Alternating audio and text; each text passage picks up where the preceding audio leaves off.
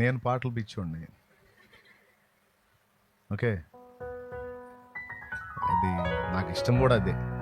దేవుణ్ణి ఆరాధించటం ఇష్టం, దేవుణ్ణి మహిమపరచటం ఇష్టం, దేవుణ్ణి సన్నుతించటం ఇష్టం. అది నాకు ఆకలి దప్పిక టైము ఏం తెలియదు, అంత ఇష్టం. కాబట్టి మరి నేను మొదలుపెట్టి పాడుకోవటం మొదలుపెట్టి పరవశిస్తే మీకు తెల్లారిది ఇక్కడే. కాబట్టి సాధ్యమైనంత పెందలాడి మనం ముగింపులోకి వెళ్ళాలి. కాబట్టి ఏమండి, ఎవరు ఊహించాలి కదా ఇక్కడ ఈ కూటం జరిగిద్ది, నేను వస్తాను, ఈ పరిచర్య ఇక్కడ జరిగిద్ది, ఎవరు అనుకోలేదు, కానీ దేవుడు అనుకున్నాడు. ఇది దేవుని ప్రణాళిక. జగత్తు పునాది వేయబడక ముందుకే ఆ మహనీయుని యొక్క ఏర్పాటు. అదంతే. ఎంతోమంది పొందకూరారు కానీ పొందలేకపోయినారు. కొంతమందికి ఊహించని రీతిలో దేవుడు అనుగ్రహించాడని దేవుడు ఏందో మరి ఇలా తీసుకొస్తా ఉన్నాడు. ఆయనకి మహిమ. ఏమండి, సరే నువ్వు వచ్చిందే ఆలస్యం, మళ్ళీ నువ్వు ఎన్ని చెప్తా ఉన్నావు అని అనుకోవద్దు. ఏం చేద్దాం, ఎన్ని పెత్తనాలు నాకు. నిన్న పగటి కోవటం, మళ్ళీ నైట్ కోవటం, నైటు పండుగ పోయేసరికి 1 గంట 2 దాకా అవుతుంది. మళ్ళీ లేచి బయటకు వచ్చేసరికి జనం ఉన్నారు. వాళ్ళు కూడా తీవ్రమైన సమస్యలతో ఉన్నారు. ఇక ఒక ఆయనకి లివర్ బలహీనత వచ్చి పాపం ఏడుస్తూ ఉన్నాడు.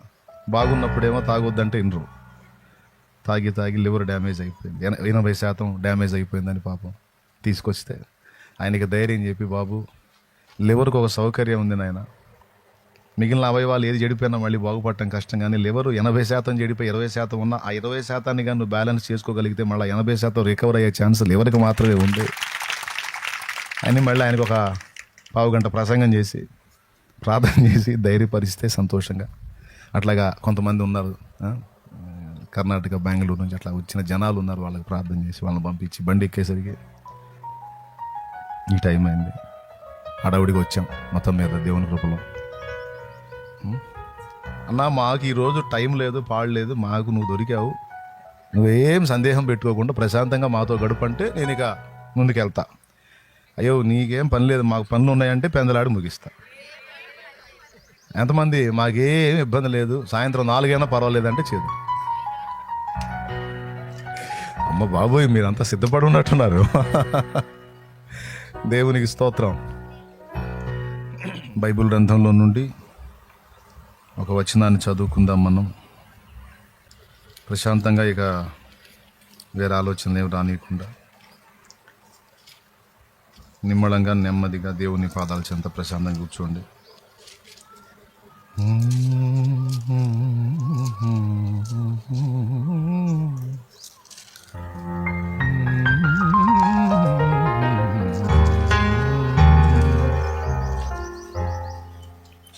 ఇంకా అటు ఇటు తిరగొద్దు, ఎక్కడోళ్ళు అక్కడ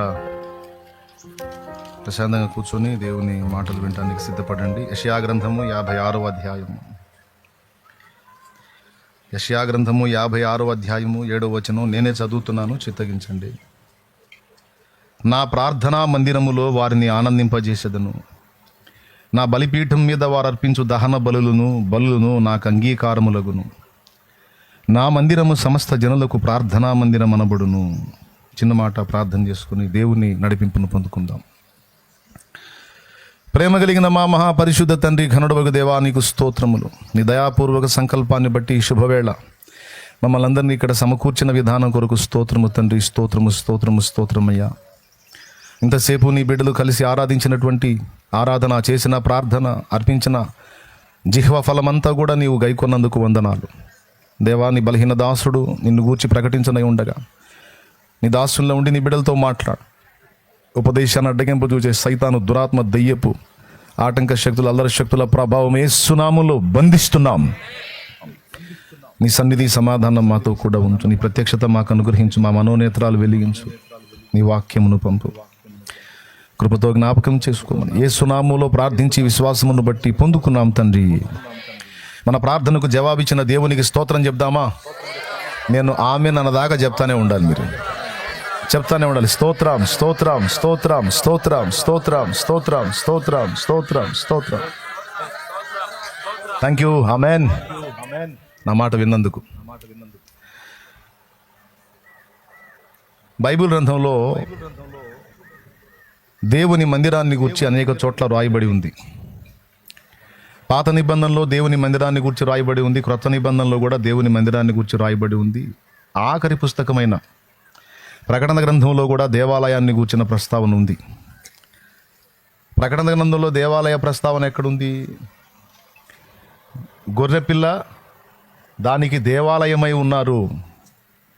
దీపము దేవాలయం గొర్రెపిల్లే కదా. ప్రకటన గ్రంథంలో మళ్ళా దేవాలయ ప్రస్తావన ఎక్కడుంది అంటే ప్రకటన గ్రంథం 2వ అధ్యాయంలో ఫిలదెల్ఫియా సంఘానికి రాస్తూ అక్కడ అంటాడు, జయించిన వానిని నా దేవుని ఆలయములో ఒక స్తంభముగా నిలుపుతాను అని. దేవునికి స్తోత్రం. కనపడిందా మీకు ఆ వచనం? ప్రకటన గ్రంథము 2వ అధ్యాయము నేనే చూపిస్తాను మళ్ళీ మీకు ఇబ్బంది లేకుండా.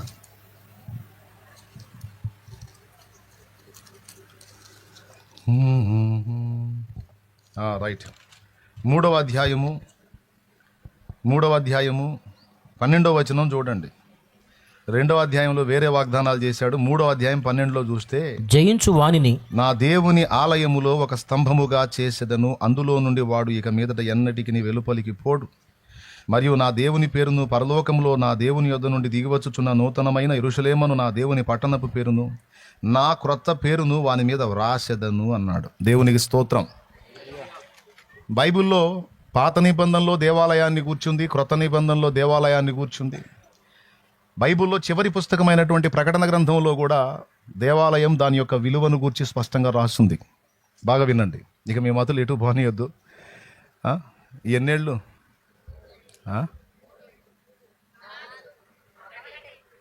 రైట్. ఇప్పుడు ఎలాగున్నారో అయిపోయిన దాకా అంతే ఉండాలి. ఓకే, అంత ఏకాగ్రతగా ఉండాలి. స్తోత్రం చెప్పండి ఒకసారి. అయితే మందిరాలు రకరకాలు ఉన్నాయి. క్లుప్తంగా ఎన్ని రకాలు ఉన్నాయో కొన్ని మీకు చెప్తా. మొట్టమొదటిది, మనుషులు చేతులతో నిర్మించినటువంటి రాయి రప్పలతో నిర్మించినటువంటి హస్తకృతాలయము. ఇదొకటి ఉంది బైబిల్లో. మనుషులు చేతులతో నిర్మించినటువంటి మందిరం ఒకటి. రెండవది, ఈ హస్తకృతాలయం ఎక్కడుంది? దీని గురించినటువంటి వివరణ 4 సువార్తల్లో కొన్ని చోట్ల రాయబడి ఉంది. వారు దేవాలయాన్ని చూయించి, ఈ దేవాలయం ఎంత అందంగా కట్టబడిందో చూడు ప్రభు అంటే దాని గురించి కొన్ని మాటలు ఆయన మాట్లాడతాడు. అలాగే మరి అపోస్తల కార్యం 3వ అధ్యాయం చూస్తే పేతురు యోహానులు శృంగారమున దేవాలయంకి ఎక్కిపోతా ఉన్నప్పుడు కుంటివాడైన మనుషుని స్వస్థపరిచినట్టు అక్కడ రాసుంటుంది. అట్లాగా హస్తకృతాలయము అపోస్తల కార్యం 17వ అధ్యాయంలో పౌలు మాట్లాడతాడు హస్తకృతాలయమును గూర్చి. హస్తకృతాలయం అంటే మనుషులు చేతులతో నిర్మించినటువంటి ఆలయాన్ని గురించి బైబిల్లో ఉంది. ఇదొక ఆలయం. అందులో కూడా దేవుని సన్నిధి ఉంటుంది. సొలొమోను అచ్చంగా దేవాలయం కోసం కొన్ని సంవత్సరాలు వెచ్చించి, చాలా బంగారము, వెండి, విలువైన సొత్తంతా వెచ్చించి అద్భుతమైన దేవాలయాన్ని కట్టాడు. ఆయన కట్టిన మందిరం అలాంటిది అంతకు ముందు కానీ ఆ తర్వాత కానీ ఎవరు కట్టలేదు. రాయికి మధ్య జాయింట్లో గోల్డ్ పోసాడు, బంగారం పోసి కట్టాడు. అంత అద్భుతమైన మందిరాన్ని కట్టాడు. దాని టాపు సూర్యోదయంలో ఒక కలర్ కనపడిద్ది, మధ్యాహ్నం వేళ ఒక కలర్ కనపడిద్ది, సూర్యాస్తమయం వేళ ఇంకో కలర్ కనపడిద్ది. అట్లాగా ఆ మందిరం వైపు చూస్తే అన్ని రకాల వర్ణాలు కనపడేటట్టుగా అంత అద్భుతమైన శృంగారంతో చక్కగా శృంగారించి కట్టాడు ఆ మందిరాన్ని, సొలొమోను మందిరం. అది మనుషులు చేతులతో కట్టిన మందిరం, అదొకటి. రెండవది, 1 కొరింథీ పత్రిక. ఇంట్రెస్ట్ ఉన్న వాళ్ళు దాన్ని రాసుకోండి సీనియర్స్, తర్వాత నేను మెయిన్ మ్యాటర్లోకి వెళ్ళిపోతాను. చదువు లేని వాళ్ళకి ఏం ఇబ్బంది పడద్దు, నేను మొత్తం మ్యాటర్ అర్థమయ్యేటట్టు చెబుతా. ముందు బండి సాగటానికి కొద్దిగా మీకు ఏమైనా కొంచెం గలిబిలిగుంటే ఏమనుకోవద్దు. ఖచ్చితంగా బండి లైన్లోకి వచ్చింది, ప్రశాంతంగా ఉండండి. స్తోత్రం చెప్పండి. రెండవది, 1 కొరింథీ పత్రిక 6వ అధ్యాయము 19వ వచనంలో దేహము అనే దేవాలయాన్ని గురించి మాట్లాడాడు. చూడు, మీ దేహం. 1 కొరింథీ పత్రిక 6వ అధ్యాయము 19వ వచనం. బైబిల్ ఉంటే దన్మంతి. నీ దేహము దేవుని వల్ల నీకు అనుగ్రహింపబడి మీలోనున్న పరిశుద్ధాత్మకు ఆలయమై ఉన్నదని మీరు ఎరుగరా. అదుగదుగో దేహము అనే దేవాలయం అయిపోయింది. ఫస్ట్దేమో మనుషులు చేతులతో నిర్మించిన ఆలయం, రెండవదేమో మన దేహమే. గుడి గోడలలో లేడు దేవుడు, గుండె గుడిలో ఉన్నాడు చూడు. గుడి గోడలలో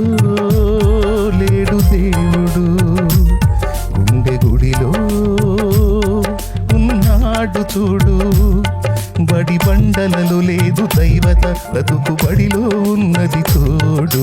ఆత్మస్వరూపి నీలో దేవుడు, ఆత్మకు సత్యముతో ఆరాధించు.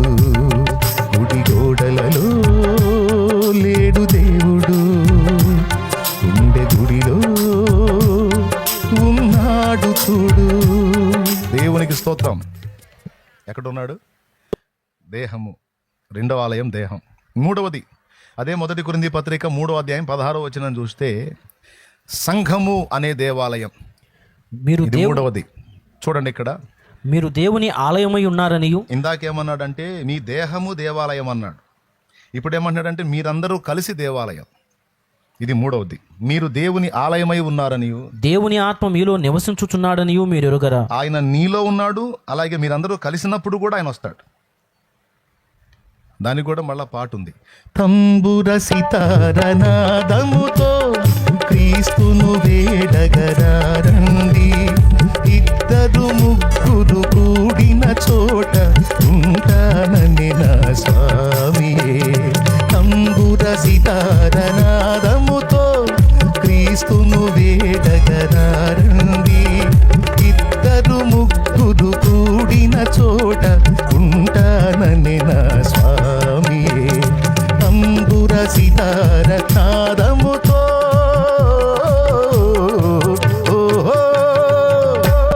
దేవునికి స్తోత్రం. మీరు గట్టిగా చెప్పాలి. ఇక్కడ ఎంతమంది? ఇద్దరు ముగ్గురు కూడిన చోట ఉంటానన్నాడు నా స్వామి అని పాడి. అంటే సంఘము కూడినప్పుడు సంఘము దేవాలయం. అర్థమైందా? సంఘం మనందరం కలిసి ఇక్కడ ఇప్పుడు రోడ్డు మీద కూర్చున్నాం. మీకు తెలుసా దేవాలయం అది కదా, కానీ ఇక్కడ కూర్చున్నాం. ఇప్పుడు దేవుని సన్నిధి అక్కడ ఉందా ఇక్కడ ఉందా? ఎందుకంటే మనం ఎక్కడ ఉంటాం అక్కడికి వస్తాడు ఆయన. ఇది మూడో ఆలయం.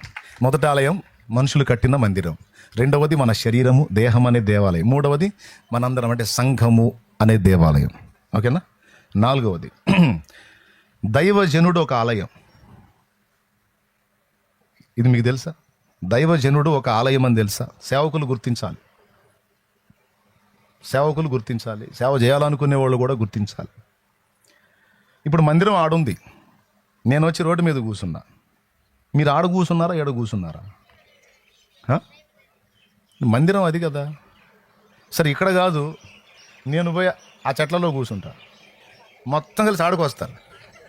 సరే ఇక్కడ కాదని నేను పోయి హైవే రోడ్డు మీద కూర్చుంటా, టెంట్ ఒకటి వేసుకొని ఆడు కూర్చుంటా. మీరు ఏడుంటారు ఆడుకొస్తారా? అదేందండి మందిరం ఇది కదా, నేను ఏడుంటే ఆడుకొచ్చేది మీరు అంటే మీకు తెలుసు దైవజనుడిలో దేవుడు ఉంటాడు.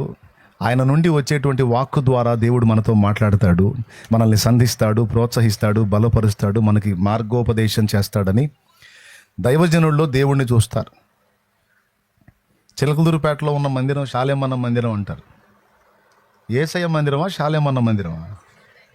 ఎవరి మందిరం? ఏసన్న గారి మందిరం అంటారు. ఏసన్న మందిరమా ఏసయ్య మందిరమా? మరి అనొచ్చా? అసలు శాలేమన్న మందిరం అనొచ్చా? ఏసన్న మందిరం అనొచ్చా? అనొచ్చా? ఎవరి మందిరం అది? కానీ మీరు అలవాటుగా ఏమంటారు చెప్పండి? కానీ మీకు తెలియకుండా ఒక విచిత్రమైన వాస్తవాన్ని పలుకుతున్నారు. శాలేమన్న మందిరం అనేది నిజమే. అంటే చిలకలూరుపేటలో ఉన్న షెడ్డు శాలేమన్న మందిరం కాదు, శాలేమన్న మందిరం. శాలేమన్న ఈజ్ ఈక్వల్డ్ మందిరం. అయితే శాలేమన్న ప్లస్ మందిరం ఈజ్ ఈక్వల్ టు శాలేమన్న మందిరం. అంటే శాలేమన్నే ఒక మందిరం. ఏసన్న ప్లస్ మందిరం, ఏసన్న మందిరం అంటే ఏసన్నే ఒక మందిరం. అది రహస్యం. ఏమైనా అర్థమైందా మీకు? అట్లాగే దైవజనుడా, నువ్వు చిన్న సేవ చేసినా పెద్ద సేవ చేసినా గుర్తుపెట్టుకో, నువ్వు ఒక దేవాలయం అని వాక్యం చెప్తుంది. నీలో దేవుడు నివాసం ఉంటాడు. మరి దైవజనుడు తాగితే స్వస్థత రావటం ఏమిటి? ఎవరుంటే స్వస్థత వస్తుంది ఒకసారి చెప్పండి. మరి దేవుని యందు విశ్వాసం ఉంచిన నువ్వు తాగినా కూడా స్వస్థత వస్తుంది. కాకపోతే నీకు ఆ విశ్వాసం ఉండదు. ఏ కాడికి సేవకుల చేత ప్రార్థన చేయించుకోవడానికి అలవాటు పడ్డారు, కానీ నేను చేతుల నుంచి ప్రార్థన చేసిన ఒక వ్యక్తి రోగం తగ్గిద్దన్న విశ్వాసులకు లేదు. నేతి బీరకాయలో నెయ్యి లేనట్టు పేరుకేం విశ్వాసులు, కానీ వీళ్ళకి మాత్రం విశ్వాసం ఉండదు. ఎవరన్నా బాగలేని పేషెంట్ ఉన్నారనుకో, శాలేమన్న ఉంటే బాగుండు, ప్రార్థన చేస్తే దెబ్బకి లేగుస్తుంటే నీకేం రోగం నువ్వు చేయొచ్చుగా. నేను చేస్తే లెగుతారా, అది అట్ట తగలబడింది నీ విశ్వాసం. కానీ నిజమేంటో తెలుసా, నువ్వు చేసినా లెగుస్తారు. ఎందుకంటే దేవుని వాక్యంలో ఇందాక 2వ మాటలో చూపించాను, నువ్వు దేవాలయం అని. నీలో కూడా నా ప్రభు ఉన్నాడు. ఆ మాటకు వస్తే ఎంతమంది మారు మనసు పొంది పాప క్షమాపణ నిమిత్తం బాప్తిస్మం పొంది ప్రభు రక్తంలో కడగబడి పరిశుద్ధ పరచబడ్డారో, ఈ పరిశుద్ధ పరచబడిన పరిశుద్ధులందరిలో నా ప్రభు ఉన్నాడు. వారు గద్దించినప్పుడు దయ్యాలు వెళ్ళిపోతాయి. ఓన్లీ సేవకులే అనుకుంటారు చాలామంది. కాదు కాదు, నీవు గద్దించిన దురాత్మ వెళ్ళిపోతుంది. ఎక్కడుందన్నా మార్కు సువార్త 16వ అధ్యాయము 16వ వచనం చూడు. నమ్మి బాప్తిసం పొందినవాడు రక్షింపబడును. బాప్తిసం పొందిన వాళ్ళు ఇక్కడ చేతులు ఎత్తండి. నేను పొందాను అన్న వాళ్ళు చేతులు ఎత్తండి. దేవునికి స్తోత్రం. దాదాపు అందరూ పొందిన వాళ్ళే. దించండి. ఇంకా నేను పొందలేదన్నా అన్నోళ్ళు చేతులు ఎత్తండి. నేను ఇంకా పొందలేదన్నా అన్నోళ్ళు చేతులు ఎత్తండి. ఇంకా పొందలా. రైట్. ఈరోజు తేలిపోవాలి మీ సంగతి. యేసు నామములో బాప్తిస్మం పొందిన వాళ్ళందరికీ కూడా ఎలాంటి పవర్స్ ఇచ్చాడో ఒక్కసారి మీరు చూస్తే ఆశ్చర్యపోతారు. నమ్మి బాప్తిస్మం పొందిన వాడు రక్షింపబడును అన్న తర్వాత 17వ వచనంలో నమ్మిన వారి వలన ఈ సూచక్రియలు కనబడును. ఏవనగా అద్దుగదుగదుగదుగు నమ్మి బాప్తిస్మం పొంది ప్రభువులో నడుస్తున్న వారి వలన ఈ కార్యాలు జరుగుతాయట. అవి ఏవనగా, నా నామమున దయ్యములను వెళ్ళగొట్టుదురు. దయ్యములు మిమ్మల్ని వెళ్ళగొడతాయా, మీరు వాటిని వెళ్ళగొడతారా? ఇది కేవలం సేవకులే అనుందా, నమ్మిన వాళ్ళందరి వల్ల అనుందా? అది గుర్తుపెట్టుకోవాల్సిన మాట. నమ్మిన వారి వలన అంటే ఇందులో ఎంతమంది నమ్మినోళ్ళు అంటే మళ్ళీ ఎవరు? నమ్మి బాప్తిస్మం పొందినోళ్ళు, పాపాలన్నీ కడిగేసుకొని పరిశుద్ధపరచబడి ప్రభువుని వెంబడిస్తూ ప్రభు రాకడకు సిద్ధపడుతున్నోళ్ళు, అనేకులకు సిద్ధపరుస్తున్నోళ్ళు, వారి వలన ఈ సూచక్రియలు కనపడతాయి. ఇందాక బాప్తిసం పొందిన వాళ్ళు చేతులు ఎత్తండి ఎత్తారు. మళ్ళీ ఎత్తండి చేతులు. బాప్తిసం పొందిన వాళ్ళు అందరూ చేతులు ఎత్తారు. ఈ మాట నీకేనని తెలుసా? నీకు ఇప్పటిదాకా సేవకులకు అనుకున్నావు అన్నయ్య అంటే కాదు. ఇక నుంచి గుర్తుపెట్టుకో, నీవు ప్రార్థించినప్పుడు కూడా, నువ్వు చేతులు ఉంచినప్పుడు కూడా స్వస్థత వచ్చిద్ది అని ఉంది అక్కడ. చదువు. ఏ పొద్దు అయ్యగారు దొరుకుతాడు, అయ్యగారు పోతాడేమో అని ఏమండి. చివరికి జనాలకు ప్రార్థన చేసి ఒక అయ్యగారు ఎట్లా తయారయ్యాడు, మావుళ్ళకి పెట్టి బాధటం మొదలు పెట్టాడు. చెప్పి ఎంత చెప్పినా ఎక్కకపోతే ఏం చేస్తారు? ఏంది ఇక మాడుగు పెట్టి పెట్ట కొట్టడం మొదలు పెట్టాడు. పిచ్చి మోకాలారా, బతుకంతా నేనే చేయాలా మీకు ప్రార్థన? మీరు ప్రార్థన చేస్తే రోగులు స్వస్థత పొందుతారు. మీరు ఎప్పుడు పరిచర్య చేస్తారు? మీ బతుకంతా నా వెంటబడటం, చెయ్యి ప్రార్థన అని చిరాకు పుట్టి మాడులు పెట్టి తీసి బాధటం మొదలు పెడితే దగ్గరికి పోవటానికి కూడా భయపడటం తయారీ. దేవునికి స్తోత్రం. హల్లెలూయా. గమనించారా? చదువు. ఆ మాట ఉందో లేదో చూడు. దయ్యములను వెళ్ళగొట్టుదురు అన్నాడు. క్రొత్త భాషలు మాట్లాడుదురు. భాషలు మాట్లాడతారు. పాములను ఎత్తి పట్టుకొందురు. పాములను కూడా ఎత్తి పట్టుకుంటారు. మరణకరమైనది ఏది త్రాగినను అది వారికి హాని చేయదు. రోగుల మీద చేతులుంచినప్పుడు వారు స్వస్థత నొందుదురని వారితో చెప్పాను. అదిగో చూడండి. ఎవరు చేతులుంచితే? రోగుల చేతులుంచితేనా? ఏం మాట్లాడుతున్నారండి వీళ్ళు? ఎవరు రోగులు చేతులుంచితే అంటారు? రోగుల చేతులుంచితే కాదు పిచ్చోళ్ళారా. రోగుల మీద ఎవరు చేతులుంచితే? నేను నమ్మి బాప్తిసం పొంది. నువ్వు పొందావుగా చెప్పు నేను.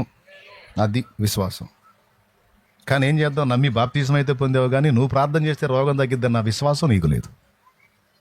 ఇక నుంచి రాజీ పడద్దు. నువ్వు చెయ్యాలా ప్రార్థన. ఎప్పుడు ఎదుగుతావు? నీ బతుకంతా ఇంతేనా? నీ బిడ్డ నీ దగ్గరికి రావాలమ్మా, నాకు బాగలేదు, జ్వరంగా ఉందమ్మా అని వాడు నూనె డబ్బా తీసుకొని రావాలా.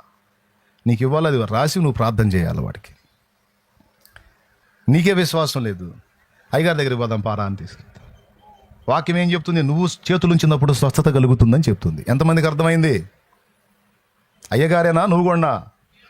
అది మర్చిపోవద్దు. ఎందుకంటే నువ్వు కూడా దేవాలయం.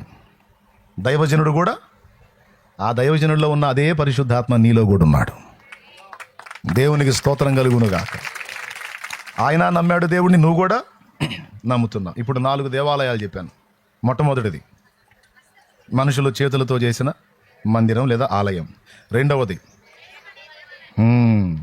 మూడవది సంఘం అనే దేవాలయం. 4వది దైవజనుడు ఒక దేవాలయం. దేవునికి స్తోత్రం కలుగును గాక. 5వ దేవాలయం యేసయ్య ఒక దేవాలయం అని ప్రకటన గ్రంథంలో ఉందని మీకు తెలుసా? ఎక్కడుందో తీస్తే గ్రేట్. మీరు 3 అంకెలు లెక్క పెడతా. ప్రకటన గ్రంథంలో ఉంది. 21వ అధ్యాయం 22వ వచనం. అది మావాడు రెడీగా ఉన్నాడు. 21వ అధ్యాయం 22వ వచనం అంట చూడు. దానిలో ఏ దేవాలయమును నాకు కనబడలేదు. సర్వాధికారి అయిన దేవుడగు ప్రభువును గొర్రెపిల్లయు దానికి దేవాలయమై ఉన్నారు. దేవునికి స్తోత్రం కలుగును గాక. గొర్రెపిల్ల దేవాలయం అంటే యేసయ్య దేవాలయం. దేవుడు ఆయనే ఆలయం కూడా.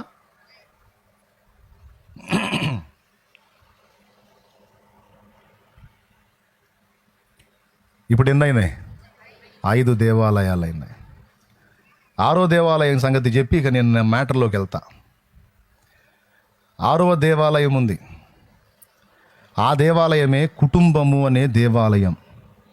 కుటుంబము అనే దేవాలయం 2001-2002 సంవత్సరంలో, ఇక వినండి, చదువు ఉన్నోళ్ళు చదువు లేనివాళ్ళు అందరూ వినండి. ములకలూరు అవతల గోళ్లపాడు, ముప్పాళ్ళ ఐడియా ఉందా?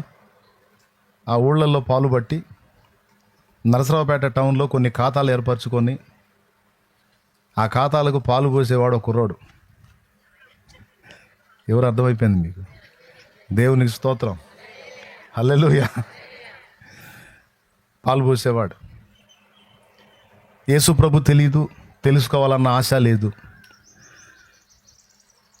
పితరుల పాపాలో లేకపోతే కుటుంబ పాపాలో నా పాపాలో తెలియదు, నా వారి పాపాలో తెలియదు. కుటుంబం అంతా శాపగ్రస్తమై శపించబడిన అనుభవాల్లోకి దిగిపోయింది. ఉన్న ఊరు, సొంత గూడు, పెద్ద స్థలం అంతా వదిలేసుకొని నరసరావుపేటలో ఒక 600 ఇంటి కిరాయికి అద్దెకి తీసుకొని అందులో మనుగడ సాగించాల్సిన పరిస్థితి.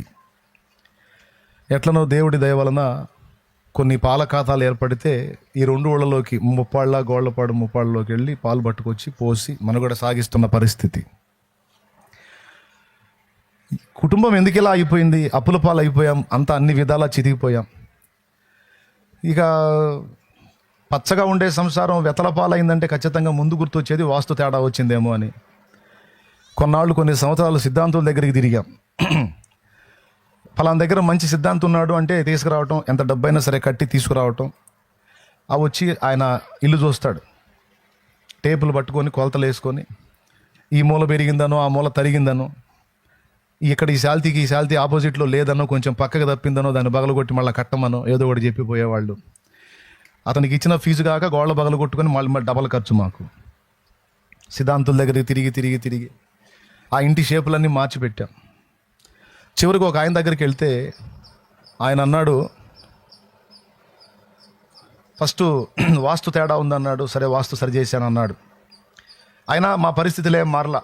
అప్పులు పెరిగిపోతూ ఉన్నాయి, కొట్లాట్లు నడుస్తూ ఉన్నాయి, గందరగోళంగా ఉంది. అన్నం పెట్టుకొని కూర్చుంటాం తిందామని ప్రేమగా. సగం తినేసరికి ఏదో ఒకటి అంటాడు, తన్నుకొని లెగుస్తాం మళ్ళీ అక్కడి నుంచి. ఆహారం కాడ కుక్కలు కొట్టుకున్నట్టే మా బ్రతుకులు ఉండేవి. ప్రశాంతంగా తినగలిగే వాళ్ళం కాదు, నిద్రపోగలిగే వాళ్ళం కాదు. అప్పులు కుప్పలు తెప్పలైపోయినాయి. వడ్డీలు కట్టుకోవాల్సిన పరిస్థితి వచ్చింది. అందరం కలిసి కష్టపడి చాకరీ చేసి పైసలు సంపాదించి కూడా వడ్డీలు కట్టే పరిస్థితి వచ్చింది. ఈ మనశ్శాంతి లేదు ఎవరికి. మళ్ళా పోయాం, అయ్యా మా పరిస్థితి ఎలా ఉందండి సిద్ధాంతి గారు, ఏంటి మా గతి అంటే, వాస్తు సరి చేశాను, గ్రహదోషం ఉందన్నాడు. ఏం దోషం? ఈ 2 కంటే ముందు ఇంకొకటి చెప్పాడు, చేతబడి చేశారు మీకని. మంత్రప్రయోగం జరిగింది మీ మీద, అందుకే పాల పొంగు లాంటి మీ సంసారం ఇలా వెతల పాలైపోయింది. ఎవరు చేశారు? మీ సమీపస్తులే చేశారు.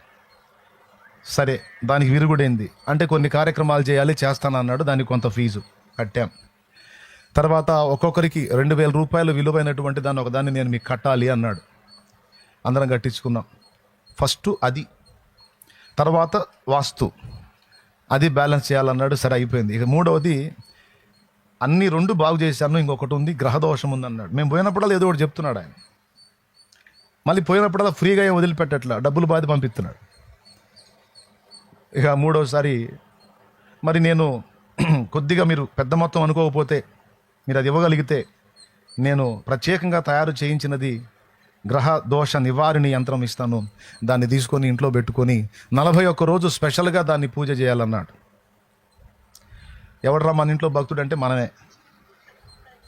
దానికి నేనే పూనుకున్నాను. 41 రోజు. మరి రోజుకు 3 సార్లు స్నానం చేయాలి. ఒకసారి పోసుకోవడమే కష్టం మనకి. రోజుకు 3 సార్లు స్నానం చేయాలి. స్నానం చేసి నేను ఆవాలు ఇస్తాను, ఇంటి చుట్టూ జల్లండి ఆవాలు. ధూపం ఇస్తాను, దానికి వేయండి. ఇలాగా మీరు 41 రోజు ఎవరైనా ఒకళ్ళు నిష్ఠా గరిష్టతతో ఇది కానీ చేయగలిగితే ఇక మీ ఇంట్లో ఉన్న దరిద్రం అంతా పోయిద్దని చెప్పాడు. ఇక నేను అకాయ్ వినాకాయ్ కాసేపు ఆగితే ఇక నేను చెప్పు కనపండి ఇక్కడ, ఇక మళ్ళీ నీకు కావాలన్నా దొరకదు. ఇను జాగ్రత్త, నా స్టోరీ చెప్తున్నా. స్తోత్రం చెప్పు. సరే, ఇక నేనే పూనుకున్నా. రోజుకు 3 సార్లు స్నానం చేయాలి. చేసి ఫుల్ రోజు ఇక అదే పని. ఆవాలు ఇచ్చాడు కదా, ఇంటి చుట్టూ చల్లేవాడిని. మా ఇంటి పక్కన మా చిన్నమ్మోళ్ళ ఇల్లు ఉంది, వాళ్ళ ఇంటి మీద కూడా చల్లేవాడిని కాసింది. ఎందుకంటే మేము బాగున్నప్పుడు వాళ్ళు దరిద్రంలో ఉన్నారు, ఇప్పుడు వాళ్ళు బాగున్నారు, మేము దరిద్రంలో ఉన్నాం. నా ఫీలింగ్ ఏంటంటే వాళ్ళ దరిద్రం ఏమన్నా మాకు వచ్చిందేమో అని. అటు పోతే ఒక దెబ్బతో 2 ఏళ్లలో దరిద్రం పోయిద్దని మా ఇంటి మీద చల్లేవాడిని, వాళ్ళ ఇంటి మీద కూడా చల్లేవాడు. ఆమె అడిగింది, ఏందా మా ఇంటి మీద చల్లుతుంటే మీ ఇంట్లో కూడా దరిద్రం పోయిద్దంటే సరే చల్లాను. సరే, ఈ రకంగా 41 రోజు అయిపోయింది కార్యక్రమం. అయిపోయిన తర్వాత కూర్చొని కుటుంబం మాట్లాడుకుంటున్నాం. ఇప్పుడు మరి ఎట్లా ఉంది పరిస్థితి అని డిస్కషన్ వచ్చింది. మా అమ్మ, మా నాన్న, మా అన్నయ్య, నేను ఫ్యామిలీ కూర్చొని. అంటే మా అమ్మ చిన్నగా అంది, కొంచెం ఇప్పుడు కొద్దిగా మారినట్టుంది కదా మన పరిస్థితి అంది మా అమ్మ. మా నాన్న అన్నాడు, మరి కాతేంది మామూలుగా మారలా, అద్భుతంగా మారిపోయింది అన్నాడు. అని ఆయన, నేను చెప్పలా మంచి పనోడు ఆయనని. ఎవరు? సిద్ధాంతి. బాగానే పోయినం చేశాడు, కానీ మా నాన్న ఫీలింగ్ మంచి పనోడిని పట్టుకొచ్చానని ఆయన ఫీలింగ్. సరే, మేము కూడా నిజంగా మారాం కాబోలు, అంత బాగుపడింది కాబోలు మా ఫీలింగు. అందరం ఒకళ్ళు మొగాళ్ళు ఒకళ్ళు చూసుకున్నాం, తిన్నాం, నిద్రపోయాం. ఒకరోజు తెల్లవారుజాము 4 ఆ పొక్లే మీద అంటారు కదండి, జేసీబీ అంటే తెలుసుగా మీకు. అది ఇంటి వెనకొచ్చి కొడుతుంది. ఏందిరా సౌండ్ వస్తుందని బయటకు వచ్చి చూస్తే వాడు ఆ బకెట్ ఎత్తి పట్టున్నాడు. ఏందంటే, రోడ్లోకి వచ్చింది మీ ఇల్లు, పీకి కుప్ప పెట్టుకుంటారా మమ్మల్ని బేకమంటారా అని నిలబెట్టాడు వాడు. అట్లా అది హైవేలోకి వచ్చింది ఆ ఇల్లు. ఇప్పుడు ఏమర్థమైంది? కొంపలో ఉన్న దరిద్రం పోయిద్దని నేను చేస్తే పని అసలు కొంపే పీకేశారు. ఇక అది ఉంటే కాదు మేము అన్ని సిద్ధాంతాలు చూడటానికి, అదే పోయింది. ఇక ఇంకేం చేయాలా? పిల్లల్ని పట్టుకొని ఇంటి బయటకు వచ్చి నిలబడితే ఆడాళ్ళు, మేము ఇంటి పైకి ఎక్కి రేకులు ఓడదు. ఎందుకంటే వాడు తోసాడనుకో మొత్తం ఒకటి చేతికి రాదు. ఆగాని మళ్ళీ పైకి ఎక్కి అన్నీ ఓడ తీసుకొని మాకు ఉపయోగపడే అన్నీ పక్కన పెట్టుకుంటే మా కళ్ళ ముందే మేము ఉండే నివాసాన్ని అలాగ పడదోసిపోతూ ఉంటే మీరు నవ్వారు, కానీ మేము బోర్ని ఏడుచుకుంటూ కూర్చున్నాం. ఏంట్రా ఈ కర్మ, ఎవరికి వచ్చింది ఈ దరిద్రం? నిలువ నీడ కూడా లేకుండా అయిపోయింది కదా, ఏమిటి ఈ పరిస్థితి అని ఆ దుర్భరమైన జీవిత అనుభవాన్ని అనుభవిస్తూ శాపాన్ని మోస్తూ కన్నీళ్ళే అన్నపానాలుగా జీవిస్తున్న రోజులు అవి. ఇల్లు తిరిగి పాలు పోస్తూ ఉన్నాను, మనశ్శాంతి లేదు, ఏడ్చుకుంటా, బాధ గుర్తొచ్చినప్పుడు అలా ఏడ్చుకుంటా ఆ పని చేస్తూ ఉన్నాను. ఈ బాధలో బాధగా తోడబుట్టిన సోదరి కరెంట్ షాట్ కొట్టి చచ్చిపోయింది, అదొక బాధ. ఆమె పసిబిడ్డలు, 3 బిడ్డలు, చిన్న చిన్న పిల్లలు. ఏంది వరుసగా ఏదో కట్టగట్టుకుని వచ్చినట్టున్నాయి. దేవుడు అనేవాడికి జాలి దయ లేనట్టుంది, మా మీదే గురిపెట్టి అగచాట్లోకి నెట్టినట్టుంది. అసలు దేవుడు అనేవాడు ఉన్నాడా? ఉంటే ఎందుకు మాకు ఈ కర్మ అని చాలా బాధ పడేవాడిని. అలా ఇళ్ళమ్మడి తిరిగి పాలు పోస్తూ ఉన్న టైంలో ఒక ఇంటికి పోయాను. ఆ ఇంట్లో ఆడపిల్లలు, మగపిల్లలు, తల్లి, తండ్రి, పెద్ద కుటుంబం. టిఫిన్ వేస్తారు వాళ్ళు, అట్లు ఇడ్లీ వేస్తారు. అందరికీ ఖాతాగా పాలు పోసేవాడిని, లాస్ట్గా ఆ ఇంటికి వచ్చేవాడిని పాలు పోయడానికి. ఎందుకంటే వాళ్ళు టిఫిన్ సెక్షన్ కాబట్టి నాకు కూడా ఇళ్ళమ్మటి తిరిగి పాలు పోసి తెల్లవారుజాము 3 వెళ్ళి పాలు బట్టి పోసి తపనగా ఉంటుంది, ఆకలి అవుతూ ఉంటుంది. ఆడికి పోగానే, వినండి అమ్మా, దేవుడిని నమ్ముకున్నామంటే నమ్ముకున్నామని కాదు, కుటుంబము అనే దేవాలయాన్ని గురించి చెప్పాను 6వదిగా గుర్తుపెట్టుకోండి. దేవుడిని నమ్ముకున్నామంటే నమ్ముకున్నాం కాదు. ఆ కుటుంబం దగ్గరికి పోతే అన్ని ఇళ్ళు తిరిగితే ఏ ఇంటి దగ్గర కూడా కాసిన నీళ్లు తాగాయా అనరు. పాలవాడికి మర్యాద చేస్తారా? ఆ గిన్నె పట్టకొచ్చి పాలు పట్టడమే కష్టం. ఒక్కొక్క తల్లి అయితే, అయ్యో అక్కడ ఉందా, అదిగో నువ్వు వస్తావని చూసి ఆడ పెట్టాం, తీసి ఆ గిన్నెలో పోసిపో, ఆ పారి గోడ మీద పెట్టి ఆ గిన్నె బోర్లు వేసిపోతారు. ఆ లోపల నుంచి బయటికి కూడా రాదేమో, ఈ గిన్నె బోర్లు వేసి ఉంటుంది. నేను తీసి మళ్ళీ అందులో పాలు పోసి అది పెట్టాను, తీసుకోండి మూత పెట్టిపోతే ఎప్పుడు ఆమెకు వచ్చి తీసుకొని పోయి. మంచి నీళ్ళు ఎవడిస్తాడు అసలు? తిన్నావా తినలేదా, నీ నీళ్లు తాగుతాను ఎవరైనా అడుగుతారా? ఎవరికేమి పట్టిద్దండి పాలోడి సంగతి ఎందుకు మనకి? కానీ ఈ కుటుంబం దగ్గరికి వెళ్ళినప్పుడు మా అన్న వచ్చాడు పాలు పట్టుకోమా అని చెప్పటమే కాకుండా దయా కూర్చొని కూర్చోబెట్టి ప్లేట్లో అట్లేసి ఇడ్లీ వేసి, అయ్యా పాలు తర్వాత పొద్దు కానీ ముందు టిఫిన్ చేయి, మొంగడుకున్నావా? మా అమ్మ కూడా ఇట్లా కడుపు చూడదేమో కదా, ఇంత ప్రేమ తల్లికి. ముందు టిఫిన్ చేయ్యా అమ్మా, అన్నయ్య కట్లేండి, తినేవాడిని. ఆప్యాయంగా పలకరించి ముఖంలో చూసి ఆదరణకరంగా మాట్లాడి ముందు కడుపు చూసి ఆహారం పెట్టి అన్ని టీ ఇచ్చి తిన్న తర్వాత పాలు పోయించుకొని, మిగిలిన వాళ్ళేమో నెలకోసారి ఇస్తారు, లేదా నెలన్నరకి ఇస్తారు, 2 నెలలకి ఇస్తారు. వీళ్ళు పైసా తేడా రాకుండా ఏ రోజుకి ఆ రోజు అమౌంట్ ఇస్తారు, మిగిలినవన్నీ పోయించుకుంటారు. పాలు మిగిలినయమ్మా అంటే పోయా ఏం పర్వాలేదు, మనం టీ పెడతాంగా, మనకు పనికి వస్తే లేకపోయినా ఎన్ని పోస్తే అన్ని డబ్బులు నీట్గా ఇచ్చేవాళ్ళు. అంతేకాదు ఆహారం పెట్టేవాళ్ళని నీళ్ళు ఇచ్చేవాళ్ళు. చివరికి ఆ ఇంటిని ఏం చేశానంటే చివరి ఇల్లుగా చేసుకున్నా. మిగిలిన ఇళ్ళన్నిటికీ తిరిగి ఇక ఆ ఇంటి దగ్గర సేద తీరటం, టిఫిన్ చేయటం, కాసేపు కూర్చోవటం, అలసట తీర్చుకోవటం, రిలాక్స్ అవ్వటం, 1-2 టీలు తాగటం, ఇది నా పని. ఒక ఆలోచన కలిగింది నాకు. చాలామంది ఇళ్ళమ్మటి తిరిగి పాలు పోస్తా ఉన్నాను, ఎవరు పిలిచాను, నీళ్ళు ఇవ్వరు. అసలు వీళ్ళకి ఇంత ప్రేమ ఏంటి? నేను ఎవడిని? నాకు వాళ్ళకి సంబంధం ఏంది? ఈ ఊరోడిని కాదు, ఈ ప్రాంతం వాడిని కాదు, ఈ ప్రదేశం వాడిని కాదు, నన్ను చేర్చుకొని నాకు ఇంత ఆతిథ్యం ఇచ్చి నన్ను ఇంత ప్రేమ చూపాల్సిన అవసరత వాళ్ళకి ఏంటి అని ఆలోచన కలిగింది. కలిగినప్పుడు నాకు ఇంకొకటి గుర్తొచ్చింది. ఏంటంటే వాళ్ళు యేసు ప్రభువుని నమ్ముకున్న కుటుంబం, యేసు ప్రభువుని నమ్ముకున్న కుటుంబం. అప్పుడు అనుకున్నాను, యేసు ప్రభువుని నమ్ముకున్న వాళ్ళకి ఎట్లయినా కొంచెం ప్రేమ ఎక్కువ. మిగిలిన వాళ్ళందరూ వేరు, వీళ్ళు వేరు. ఎందుకంటే ఆ యేసు ప్రభు అంటేనే ప్రేమ, శాంతి, జాలి, దయ, కరుణ, స్వస్థత, అసలు ఆ పదాలే వేరుగా ఉంటాయి. అలాగనే వాళ్ళ ప్రవర్తన కూడా ప్రత్యేకంగానే ఉంది అని సంతోషపడ్డాను. ఇక ఆ ఇంటికి రోజు వెళ్ళటం మొదలుపెట్టాను. వాళ్ళు ఏం చేశారో తెలుసా? చక్కగా నన్ను చేర్చుకొని నేను వచ్చినప్పుడు దేవుని మాటలు చెప్తా ఉండేవాళ్ళు, యేసయ్య గురించి నాకు అందిస్తూ ఉండేవాళ్ళు. ఒకరోజు అన్న వచ్చాడు అని టిఫిన్ అయిపోయింది, అంతా చాయ్ తాగాని అయిపోయిన తర్వాత, అమ్మ అన్న బాగా చదువుకున్నాడమ్మా, బైబిల్ ఇవో అన్న చదువుతాడు అంది. ఆ రోజు ఏదో మొహమాటానికి చదివా బైబిల్లో, అది కూడా ఏది రాకడ గూర్చి, రాకడలో జరిగే సంభవాలను గురించి నాకు ఇచ్చారు. ఎందుకంటే ఆ రాకడ తెలుసుకుంటే వామ్మ నేను కూడా నశించిపోతానేమని భయపడి నేను దేవుని గురించి ఆలోచిస్తానేమని వాళ్ళ ఆశ. చదివా, నాకేం అర్థం కాల. సరే బైబిల్ మూసి ఇచ్చా. మరుసటి రోజు మళ్ళా పోతే మళ్ళా ఇచ్చారు. అప్పుడు నాకు డౌట్ వచ్చింది, అబ్బో వీళ్ళు ఏదో నన్ను మతం మార్చని ట్రై చేస్తున్నారు. నిజమండి, నన్ను ఏదో మొత్తానికి వీళ్ళు ఏదో అనుకున్నా, మంచోళ్ళు అనుకున్నాను. చిన్నగా నాకు బైబిల్ ఇచ్చి నన్ను మతం మార్చడానికి ఏదో స్కెచ్ గీసినట్టున్నారు అని డౌట్ వచ్చింది. డౌట్ వచ్చి ఇక 3వ రోజు ఏం చేశాను తెలుసా? వీళ్ళ టిఫిన్ సెక్షన్ పక్కనే ఒక బడ్డీ కొట్టు ఉంటుంది. అందులో చిన్న గోల్డ్ సిగరెట్ తీసుకొని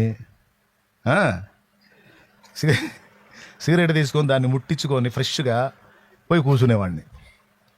వాళ్ళు బైబిల్ అన్నారనుకో, ఇదిగో సిగరెట్ అనేవాడిని. చూసారా దరిద్రపు తెలివి? సిగరెట్ తాగేవాడిని.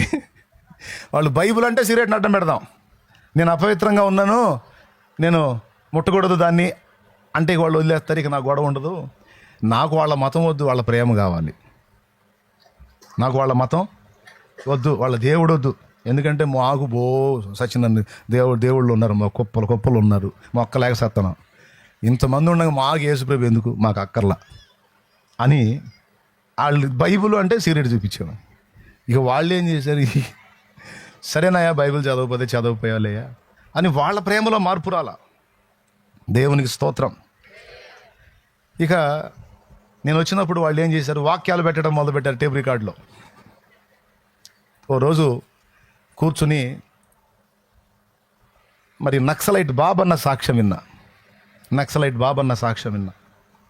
ఏడుపు వచ్చింది నాకు.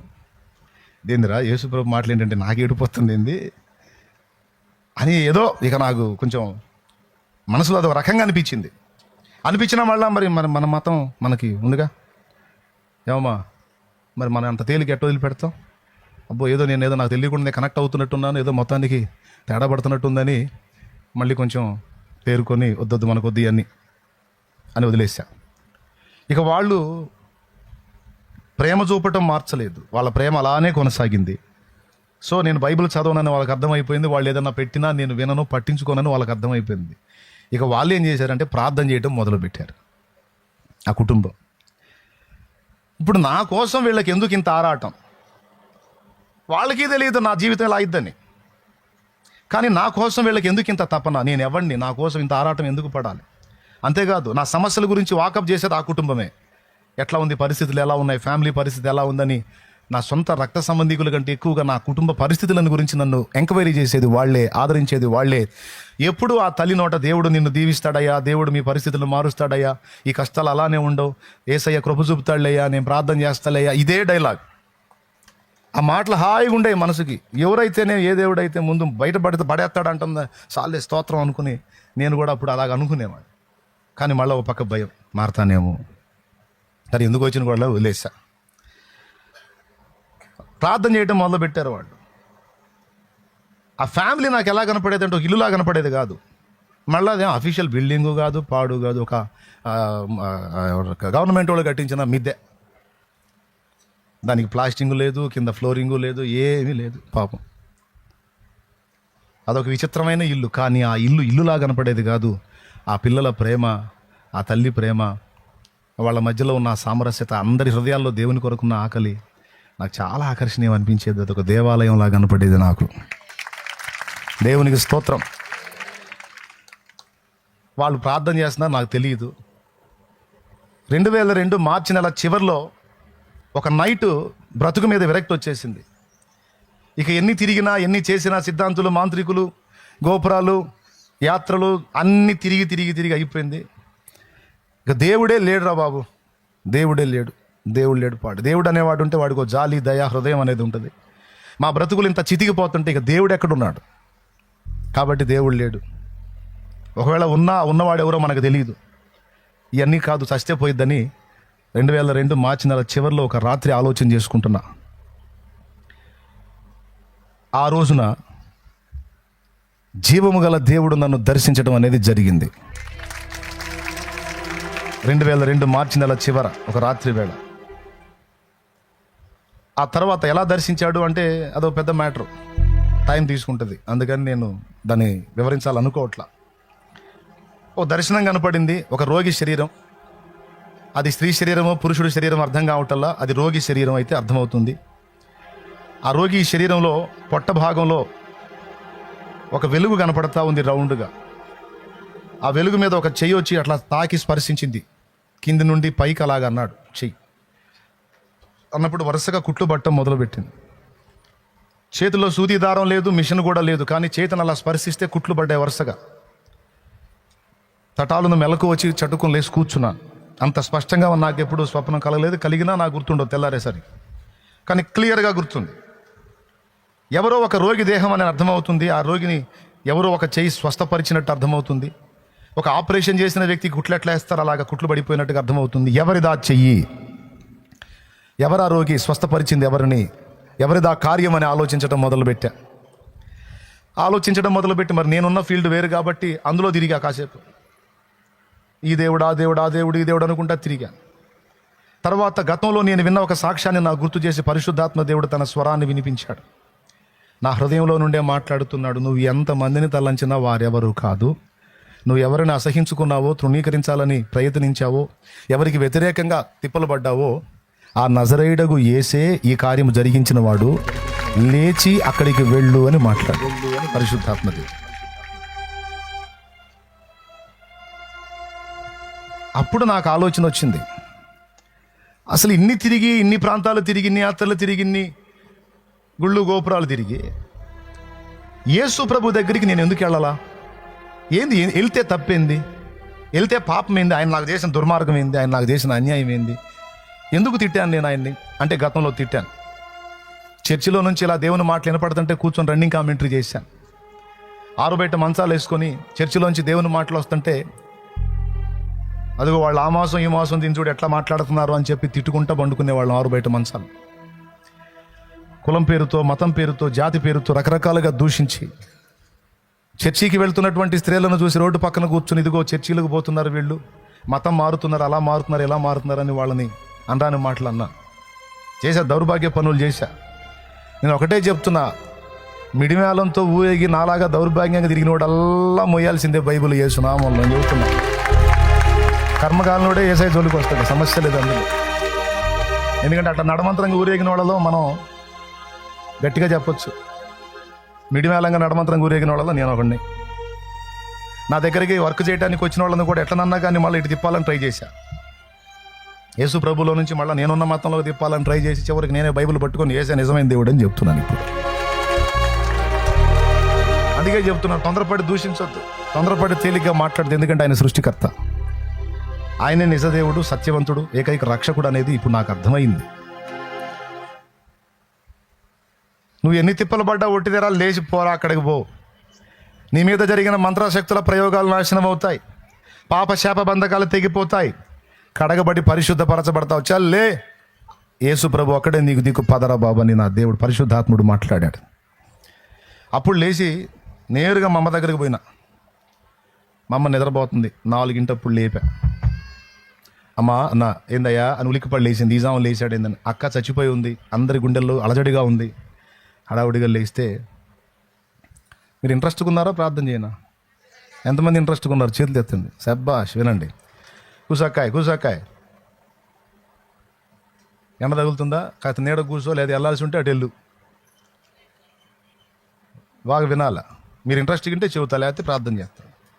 అస్సలు ఇబ్బంది పెట్టే మనసే కాదు నాకు. అది జాగ్రత్త వినండి. ఆ దేవుడు దయ చూడు, అసలు నిజంగా పౌడిపాడు మీద మేఘస్తంభం ఉంచినట్టున్నాడు దేవుడు. లేకపోతే ఎండ రేలి కొట్టిందంటే అసలు ఈ మధ్య లేకుండా పరిగెత్తాల్సి వచ్చేది. దేవుడు అసలు చూడు ఎంత కార్యం చేశాడో చూడు, ఆయన కృప. దేవునికి మహిమ. మేఘస్తంభం వచ్చినా పర్వాలేదు, ఎండ కొట్టినా పర్వాలేదు, అవునా? మరి అందరి సోప అదే, నీ సోప అదే, నా సోప అదే. అదే విను. ఇక ఆ రకంగా ఆలోచన వచ్చి మమ్మల్ని లేపి, అమ్మా నేను చర్చికి వెళ్తామా అన్న. మా అమ్మ బిత్తరపోయింది. వీడేంది మెంటలెక్కినట్టు వచ్చాడు ఈజామునా. ఎందుకంటే ఏ పూజ చేసినా మా ఇంట్లో నేనే కాబట్టి ఇప్పుడు అన్ని వదిలిపెట్టి చర్చి అంటున్నాడు ఏందని బిత్తరపోయి చూసింది. ఏందయ్యా అంది. అవునమ్మా నేను చర్చికి వెళ్తాను అన్నాను. అదేందయ్యా అంది. ఎందుకంటే జుట్టు పెంచుకొని ఉన్నా, గడ్డ పెంచుకొని ఉన్నా, పెద్ద కొడుకు పిల్లకేసి ఉన్నాం. వీడు చిన్నవాడు, వీడు కాదు ఇంకొకడు ఉన్నాడు, వాడు ఏడో ఉంటాడు. వచ్చాడా సరే, వాడికి పిల్లకేసాం. మొక్కు మొత్తం ఎన్నైతే ఎక్కడైతేనేమో మొత్తం 25 నుంచి 30 మొక్కులు ఉన్నాయి మేము తీర్చాల్సినవి. ఈ బాధలు బట్టి కనపడడానికల్లా మొక్కాం, బయటపడతామేమో అని. మా అమ్మాయి గుర్తు చేసింది, అయ్యా అమ్మాయి చచ్చిపోయి అప్పుల పాలు అయిపోయి ఊరు వదిలిపెట్టి దేశ దిమ్మలమే బతుకుతున్నాం, పరిస్థితులు దారుణంగా ఉన్నాయి. ఇప్పుడు నువ్వు యేసు ప్రభు అంటే ఇక ఏం చేయాది కాదు. ఏంది మరి వాళ్ళందరూ కలిసి మన మీద పడితే ఏమవుతాం? ఎవరికైనా ఉండే డౌటేగా. మా అమ్మ ఆ డౌటు వెళ్ళబుచ్చింది. అప్పుడు నేను అన్నాను, దేవుడే లేడు అని విరక్తి చెంది నేను ఒక ఆలోచన చేశా. ఏం చేశాను చెప్పాలా మా అమ్మకి. ఆ ఆలోచన చేసుకుంటున్న వేళ నేను వెతకని దేవుడు నాకు దొరికాడు. ఆయన యేసు ప్రభువే. నేను ఆయన దగ్గరికి వెళ్తా, ఇష్టమైతే రండి, లేకపోతే మానుకోండి. నేను మాత్రం ఒక స్పష్టమైన నిదర్శనాన్ని చూశాను, నేను మాత్రం పోయేది ఖాయం అన్నాను. మా అమ్మకి ముందే తెలుసుగా వీడు మీడియాలో పోడు గందరగోళం చేస్తాడని. మా అమ్మ ఏం చేసిందంటే ఫస్ట్ ఏమో ఇవన్నీ చెప్పి ఆపటానికి ట్రై చేసింది. తర్వాత తెగించి నేను మాట్లాడిన తర్వాత మా అమ్మ, సరేనయ్యా దేవుడి దగ్గరికే పోతున్నావు కానీ దెయ్యం దగ్గరికి అయితే పోవటం లేదుగా, ఎవరైతే నేను పోయి ఆయన దగ్గరన్నా మన దరిద్రం వదిలిద్దేమో అంది. అది మా అమ్మ చెప్పిన మంచి మాట. అదే పెద్దవాళ్ళ మాట పెరుగన్నం మూట అని. అప్పుడు దేవుడు పనిచేశాడు మా అమ్మలో. ఇక అప్పుడు పోయానమ్మా దేవుని సన్నిధికి మొట్టమొదటిసారి. మరి ఇప్పుడు నేను మందిరానికి పోవాలి, ఎప్పుడు తెల్లారిద్దా అని ఎదురు చూస్తున్నా ఒక ఇంటికి పోవటానికి. ఏ ఇంటికో తెలుసా? ఎవరు నా కోసం పరితపించారో, ఎవరు నా కోసం ప్రార్థించారో, ఎవరు నా రక్షణ కోసం అల్లాడారో, ఎప్పుడు తెల్లారిద్దా వాళ్ళకి పోయి మాట చెప్పాలి, చెప్తే వాళ్ళు సంతోషపడతారు. నేరుగా పోయాను, నేను ఆమెని చిన్నమ్మ అంటాను, మా అమ్మ తర్వాత అమ్మ అని పిలుస్తాను, చిన్నమ్మ అంట. నేరుగా వెళ్ళిపోయి చిన్నమ్మ అయ్యా నేను కూడా చర్చికి రావాలనుకుంటున్నాను, యేసుప్రభుని నమ్ముకోవాలనుకుంటున్నాను అన్నా. ఎంత సంతోషపడిందంటే ఆ తల్లి, అబ్బో ఆనందానికి అవధులు లేవు. ఆడపిల్లలు కూడా సంతోషపడ్డారు. అన్నయ్య నిజమా, వస్తారా, దేవుని నమ్ముకుంటారు? నమ్ముకోవాలనుకుంటున్నాను. మరి నాకు చర్చికి పోవాలంటే మరి నాకు ఎవరుందో తెలిసిన వాళ్ళే. శుక్రవారం దర్శనం వచ్చింది, శనివారం అయిపోయింది, ఇక ఆదివారం వాళ్ళతో కలిసి మొదటిసారి దేవుని మందిరానికి వెళ్ళా. నన్ను ఒక దగ్గర కూర్చోబెట్టారు, వాళ్ళు ఒక దగ్గర కూర్చున్నారు. మరి జెంట్స్లో కూర్చోవాలిగా, నేను ఆడవాళ్ళతో ఎట్ట కూర్చుంటా? కాబట్టి నన్ను పురుషుల్లో కూర్చోబెట్టి వాళ్ళు పోయి ఆడవాళ్ళు వాళ్ళు కూర్చున్నారు. నమ్మకంగా తీసుకెళ్ళి కూర్చోబెట్టారు. తర్వాత ఏం చేయాలో నాకు తెలియదు. ఇప్పుడు అడగగానే ప్రార్థన చేయాలి, ఆరాధన చేయాలి, ప్రభు బల్లో వచ్చి ఇవన్నీ ఉంటాయి కదా లెక్కలు, ఇవన్నీ ఏం తెలియదు నాకు. కానీ ఒకటి మాత్రం బాగా అనిపించింది, దేవుని మందిరానికి పోయినప్పుడు ఆ మందిరంలో ఆయన అన్నాడు కదా, నా మందిరంలో వారిని ఆనందింపజేసేదనని. దేవుని మందిరంలోనికి పోయిన తర్వాత అందరూ కన్నీటి ప్రార్థన చేస్తుంటే నా మనసుకు హాయిగా అనిపించింది. దేనికో తెలుసా? అబ్బా, ఇంట్లో కళ్ళల్లో నీళ్లు చూస్తే అందరూ ఏడుస్తున్నారు, బయట ఏడిస్తే అవమానం, భార్య ముందు ఏడిస్తే చిన్నతనం, మగ పొడుగు పుట్టి ఆడదానిలా ఏడుస్తున్నాడు అని అనుకుంటుందేమో అని గుండెల్లో ఉన్న బాధల్ని బట్టి దుఃఖాన్ని దిగమింగుకుంటూ ఏమీ లేనట్టుగా అందరం గంభీరంగా తిరుగుతున్నాం. కానీ ఎవడొక్కడ ఏడిసినా మొత్తం ఏడుస్తున్నారు, గొల్లుమని ఏడుస్తున్నారు. ఇంట్లో మనిషి చనిపోయింది కదా. అబ్బో, చర్చిలో ఈడేవుడు నాయన, రే బుడ్డోడు ఇటు రారా, సారా వాడిని పట్టుకో, రే పట్టుకోరా, వాడిని పట్టుకోరా, వాడు మాట్లాడు, కూర్చో, దేవునికి స్తోత్రం. అరే నేను ఇక్కడ ప్రసంగం చేస్తున్నా, నువ్వు ఒక ప్రసంగం చేస్తున్నావు ఏందాడ, సైలెంట్గా కూర్చోవాలి బేటా. Okay right. ఎక్కడో చాగాం, ఏడవటానికి సూపర్ ఉంది, అందరూ ఏడుతున్నారు. నేను కూడా కూర్చొని మోకాళ్ళు వేసి చాలాసేపు ఏడ్చి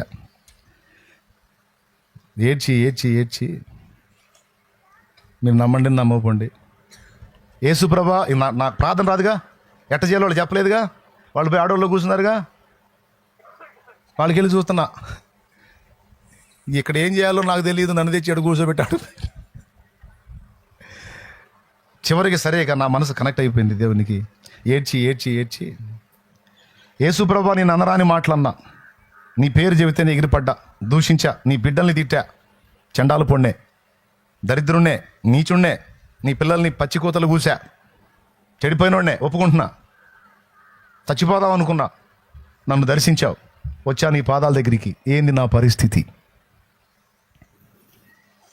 ఈ కన్నీళ్లు తప్ప నాకేం లేదు నా లైఫ్లో. చావాలన్నది ఒక్కటే ఆలోచన.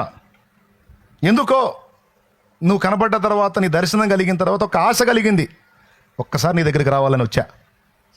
ఈ ఏడుపు తప్ప నాకేం మిగలలేదు. కనపడుతున్నాయా నా కన్నీళ్ళు? నా ప్రశ్న. నేను వేరే విశ్వాసంలో ఉన్నప్పుడు సంస్కృత శ్లోకాలు చదివి, మంత్రాలు చదివి నేను పూజలు చేస్తాను.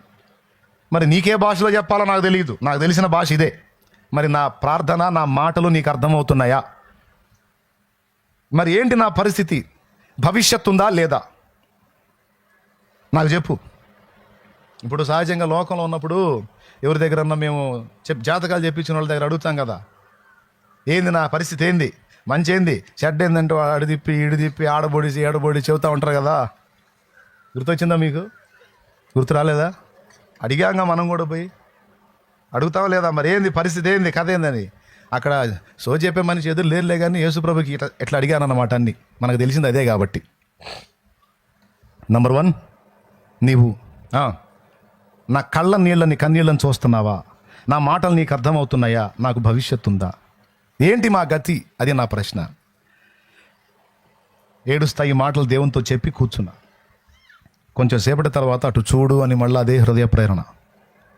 ఆ తెల్లవారుజాము నైట్లో కనపడ్డటువంటి ప్రేరణ మళ్ళీ అది, అటు చూడు. చూశాను. ఏ 3 ప్రశ్నలు నేను అడిగా, నా 3 ప్రశ్నలు గోడ మీద జవాబు కనపడుతుంది. దేవుని మందిరంలో, మందిరం అంటే తక్కువ అంచనా వేస్తారు నిద్రమోహోళ్ళు కొంతమంది తెలియక. దేవుని మందిరాన్ని తక్కువ అంచనా వేయకూడదు. నా మందిరంలో నా సన్నిధి ఉంటుందన్నాడు, కనుదృష్టి ఉంటుందన్నాడు.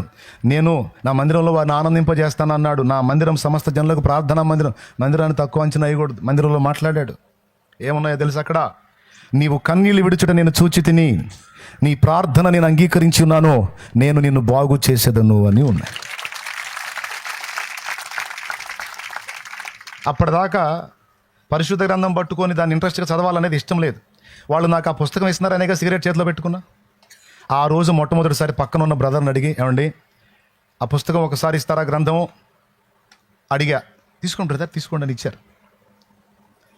ఆ మాటలు ఎక్కడున్నాయి, నాకు కనపడ్డ మాటలు ఎక్కడున్నాయని బైబిల్లో వెతికితే రాజుల 2వ గ్రంథము 20వ అధ్యాయము 5వ వచనంలో కనపడ్డాయి. ఒళ్ళు పులకించిపోయింది. అరే రే రే, ఇన్ని తిరిగాం, ఇయ్యని అయ్యని ఇయ్యని, అక్కడున్నాడు ఇక్కడున్నాడు, అక్కడుంది ఇక్కడుందని ఎవరు ఏది చెబితే ఆడికి పోయి నిద్రలో కాసి తిండి మానుకొని ప్లాట్ఫారాల మీద బండుకొని తిరగని గుళ్ళు గోపురాలు అన్నీ తిరిగి ఎన్ని చోట్ల తిరిగినా దొరకని ఒక సమాధానం ఇక్కడ డైరెక్ట్గా ఆయనే నాతో మాట్లాడుతున్నాడు కదా అని అర్థమైపోయింది. ఏమిటా సమాధానం అంటే, నీవు కన్నీళ్ళు విడుచుట నేను చూచి తిని, నీ ప్రార్థన నేను అంగీకరించి ఉన్నాను, నేను నిన్ను బాగు చేసేదను. అప్పుడు అర్థమైపోయింది. అది చిన్నమోళ్ళని అడిగాను, యేసు ప్రభు ప్రార్థన అంటారు కదా, ఎట్లా చేయాలి ఏంటి అని దారిలో అడిగితే వాళ్ళు ఏం చేయాలి, హడావుడి. ఏమి లేదయ్యా, నీకు ఇష్టమైనటువంటి ఆత్మీయులతో ప్రతిదీ నువ్వు ఎట్లా చెప్పుకున్నాడు చెప్పుకో, అదే ప్రార్థన అన్నారు. ఆయనకి ఇష్టమైతే ఆయనే మాట్లాడతాడా చిన్నమ్మ? మాట్లాడతాడు. యేసయ్య మాట్లాడే దేవుడు. నిజంగా నాతో మాట్లాడితే నా బ్రతుకును అంకితం చేసుకుంటా అనుకున్న మనసులో సన్నిధిలోకి పోయి చూస్తే నిజంగానే మాట్లాడాడు. రోమాలు నిక్కర పొడుచుకున్నాయి.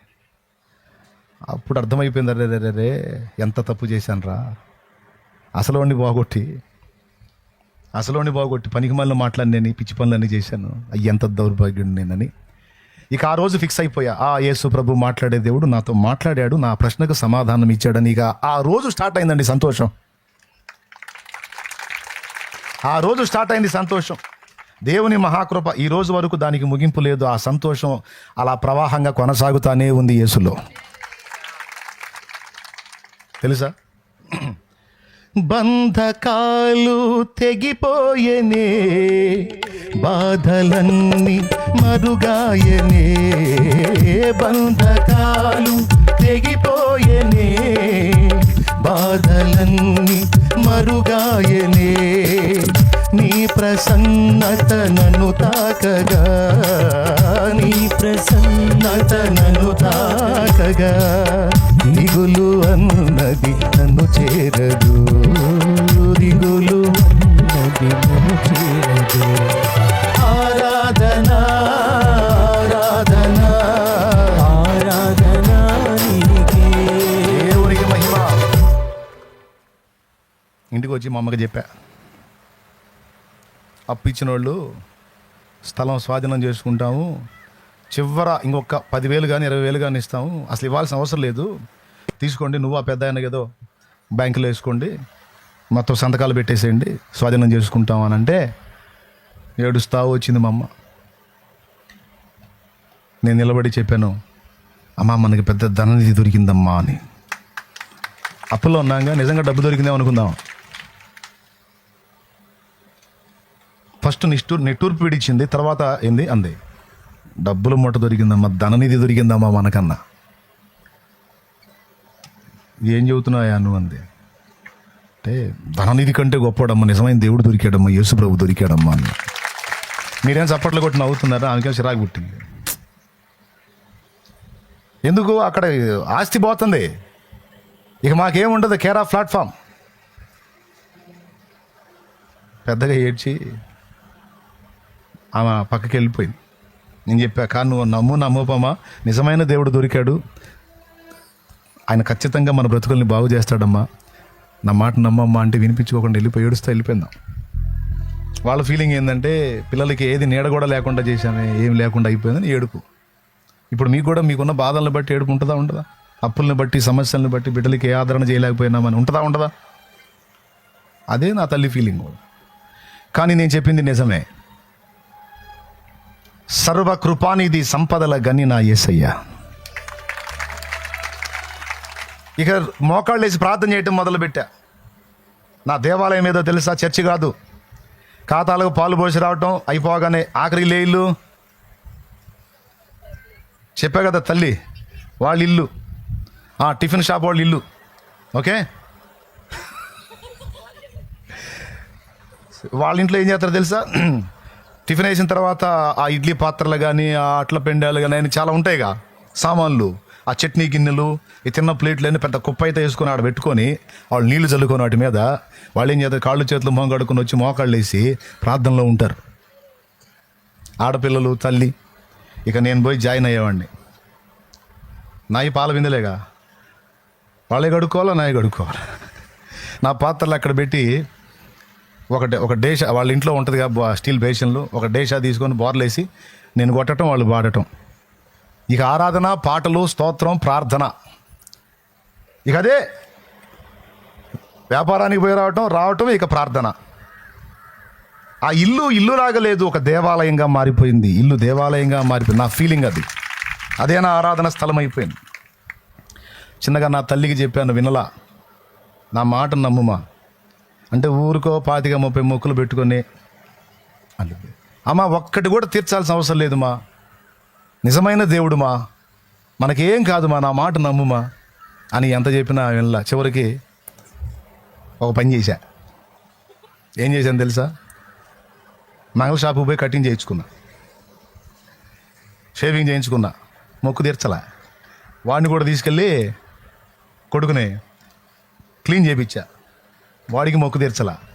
ఈ రకంగా ఇద్దరం రెడీ అయ్యి వచ్చాం. ఇక లేవరు, ఏం పోయే కాలం వచ్చిందిరా, ఈ నడమంతల పనులు, మిడిమేళ పనులు, ఏందిరా నువ్వు చేసే పనులు రే అబ్బాయి అని గందరగోళం చేశారు. నాకేమన్నా అయితే మీకు అయిద్ది, నాకేం కాదు చూడండి, నేను నిజమైన దేవుడి దగ్గరికి వెళ్ళా, ఏం కాదు చూడండి. లేకపోతే మీరు సాహసం చేయరు, మీకు భయం అపోజిషన్ వాళ్ళు ఎగబడతారేమో అని. దేవునికి స్తోత్రం. ఏముండదు.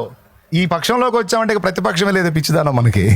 అన్ని పక్షాలు మనవి అవుతాయి. అన్నిటికన్నా పైన నామవా నామం అని చెప్తే, ఈ సాహసం చేసిన తర్వాత చిన్నగా మమ్మ, అయ్యా ఏం కాదంటావా, నిద్ర మోకాళ్ళు లేవి, నాతో పాటు నా మాట ఇన్నుమా, ప్రార్థన చేయమ్మా, చూడుమా అమ్మ ఇన్ని చెప్పావు నువ్వు, నేను విన్నాను కదా, నేను చెప్పింది, నేను తిక్కలో ఉన్నా, మెంటలో ఉన్నా, ఇనుమా నా మాట.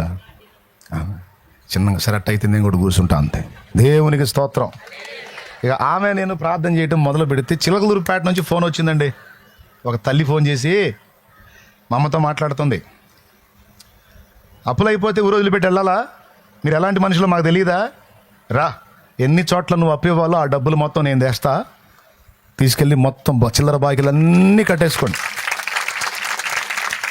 నీ దగ్గర ఉన్నప్పుడు ఓ రా అని చెప్పిందండి. ఫోన్ చేసింది. మా అమ్మ బిత్రపు ఇదేందిరా, ఇదేంది, దేవుడు మాట్లాడాడు ఆమె, లేకపోతే పిల్లికి పిచ్చం పెట్టదామా, నీకు డబ్బులు ఎట్టిచ్చిద్దే, దేవుడు మాట్లాడాడు పిచ్చిదానా పదా. పోతే అండి కర్రల సంచి ఉంటుంది చూసారా, కర్రల సంచి తెలుసా మీకు, తెలీదా? కర్రల సంచి ఉంటుంది కదా, దాని నిండా డబ్బు కట్టలు పేర్చుకొని వచ్చి నిలబడిందండి రోడ్డు పక్కన మా కోసం. మేము బస్సు దిగుతామని. ఎవరికన్నా అంత దయ, ఎవరికన్నా అంత కనికరం, ఎవరికన్నా అంత ప్రేమ. ఆమె ఎవరండి, మేమెవరు అండి, ఎవరు మాట్లాడారండి? మాట్లాడాల్సిన వాడు మాట్లాడితే అన్నీ అట్టు కదులుతాయండి. అది నిలబడింది. నిలబడితే ఇక ఆ డబ్బులు తీసుకొని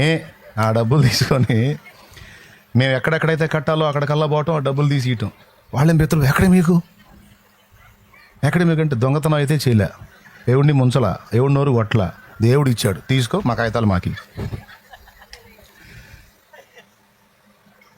ఆశ్చర్యకరుడా నా ఆలోచన కర్తవు,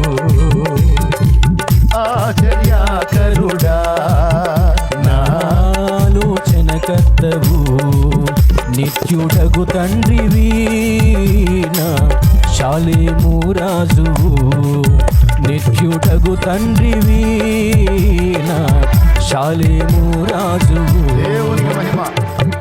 కార్యం చూసింది కదా, ఇక కనెక్ట్ అయింది దేవుడికి. దేవునికి వదిలిపెట్టట్లా మమ్మ. అమ్మో మామూలు విషయం కదా, అయ్యో మామూలు. దా మోకాళ్ళే దా ప్రార్థన చేద్దారా. చిన్నగా కుటుంబం మొత్తం ఇక మొక్కులే లేదు. 25-30 మొక్కులు ఒక్కడు కూడా తీర్చలేదుగా, అసలు మాట్లాడే పనే లేదు. యేసునామములో హల్లెలూయా. ఏమండి, చర్చికి వెళ్ళటం మొదలుపెట్టాం. దేవుడు మాట్లాడాడు, అబ్బాయి వస్తున్నావు, బాగానే ఉంది. ఒక ఆదివారం అయిపోయింది, రెండో వారం అయిపోయింది. ఇక దేవుడు మాట్లాడుతున్నాడు, అరే నువ్వు వచ్చి భజన చేస్తే సరిపోదురా, పాపాలు కడిగేసుకోవాలి. అప్పుడు మీ మీద ఉన్న ప్రయోగతంతులు, శాపము, పాపం అన్నీ వాటి తాలూకు వచ్చినటువంటి ఫలితాలన్నీ పోతాయి. అందుకోసమే నేను సిలువలో ప్రాణం పెట్టి నా రక్తం కార్చాను, నీ పాపాలు కడగటానికే. రా, మారు మనసు పొంది పాప క్షమాపణ నిమిత్తం బాప్తిస్మం పొంది పాపాలు కడిగేసుకో. వీళ్ళు ఏమంటారంటే చర్చికి పోదాం కానీ బాప్తిస్మాలు వద్దులే అని. వీళ్ళు చూడు, నేను తీసుకుంటానని ఫిక్స్ అయిపోయాను, నన్ను కూడా చెడగొడతారు. మా అమ్మ బో జాగ్రత్త, అయ్యా చేద్దాంలే అయ్యా, నాయన ఇప్పుడేగా కదలటం మొదలు పెట్టాడు, చిన్నగా దిగుదాం అంటాడుదామా. స్తోత్రం. నాయన మెల్లి చిన్నగా దిగుదాం, అయ్యా అర్థం చేసి ఆవేశపడకూడదు, మన తొందరపడి అని చాలా అద్భుతంగా నీళ్ళు చల్లిద్దాం, మంచి పనికత్తే. అందుకని ఆమెకు జీవితం నన్ను చెడగొట్టిద్దని 2002 ఏప్రిల్ 17, ఒక్క నెలేనండి, 4 ఆదివారాలే. నెల అంటే నెల రోజులు పోయాను అనుకోవద్దు, 4 ఆదివారాలు చర్చికి పోయి ఇట్నే కూటం పెట్టి పిలిచారు. బాయ్ బాప్తిసం పొందేవాళ్ళు ఎవరు, పాపాలు కడిగేసుకునేవాళ్ళు ఎవరు, రండి, యేసు రక్తము నీ కోసం చిందించబడింది, ఎల్ల మానవుల పాప ప్రక్షాళన కొరకు, ఇదిగో యేసయ్య ప్రాణం పెట్టి తిరిగి లేచాడు, నిజమైన దేవుడు ఆయన నమ్మితే రా, నీ జన్మ కర్మ పాపాలు కడిగేసుకో, పరిశుద్ధపరచబడు, పరిశుద్ధాత్మను పొందుకో, ఇక ఆయన కొరకు సాక్షిగా బ్రతుకు, రాకడకు సిద్ధపడు, యేసయ్య 2వ రాకడలో వస్తున్నాడని. వచ్చేసింది వాయిస్, దేవుని స్వరం. ఇప్పుడు చెడిపోయిన బతుకు వద్దనుకున్నాం, బతికే 4 రోజులు మంచిగా బతకాలి, 10 మందికి ఆదర్శంగా బతకాలనుకున్నాం. ఎటుబడి మంచిగా బతకాలనుకున్నప్పుడు ఇంకా పాపాలను ఎత్తినందుకు, కడిగేసుకుంటే పోయిద్దిగా. అయ్యా పుణ్యాలా కాపాడుకోవటానికి, పాపాలేగా. అర్థమైపోయింది, నేను పాపినని అర్థమైపోయింది. ఆ పాపాలు కడిగేసుకోకపోతే ఆ శాపాలు వెంటాడతాయని అర్థమైపోయింది. పోయి కరెక్ట్గా ఇంకా సేపటికి వాళ్ళకే చెప్పా, బాప్తీసం తీసుకుంటున్నాను నేనని. సంతోషం అని వాళ్ళు కూడా వచ్చారు నాతో పాటు. ఎవరోళ్ళు? టిఫిన్ కొట్టోళ్ళు, దేవుని అట్లోళ్ళు, దేవుని స్తోత్రం వచ్చారు. ఇక 2002 ఏప్రిల్ 17, రేపు వచ్చే 17 మన ఆత్మీయ పుట్టినరోజు. చక్కగా పోయి మళ్ళీ స్పేర్ బట్టలు తీసుకెళ్ళి డౌట్ వచ్చిందిగా ఎడికి అని, అందుకే బట్టలు తీసుకెళ్ళా. కట్టు బట్టల మీద అలాగ వెళ్ళిపోయి మారు మనసు పొంది యేసు నా సొంత రక్షకుడని ఒప్పుకొని పాప క్షమాపణ నిమిత్తం బాప్తిస్మం పొందాను. అప్పుడు పెట్టిన పేరు షాలేము రాజు.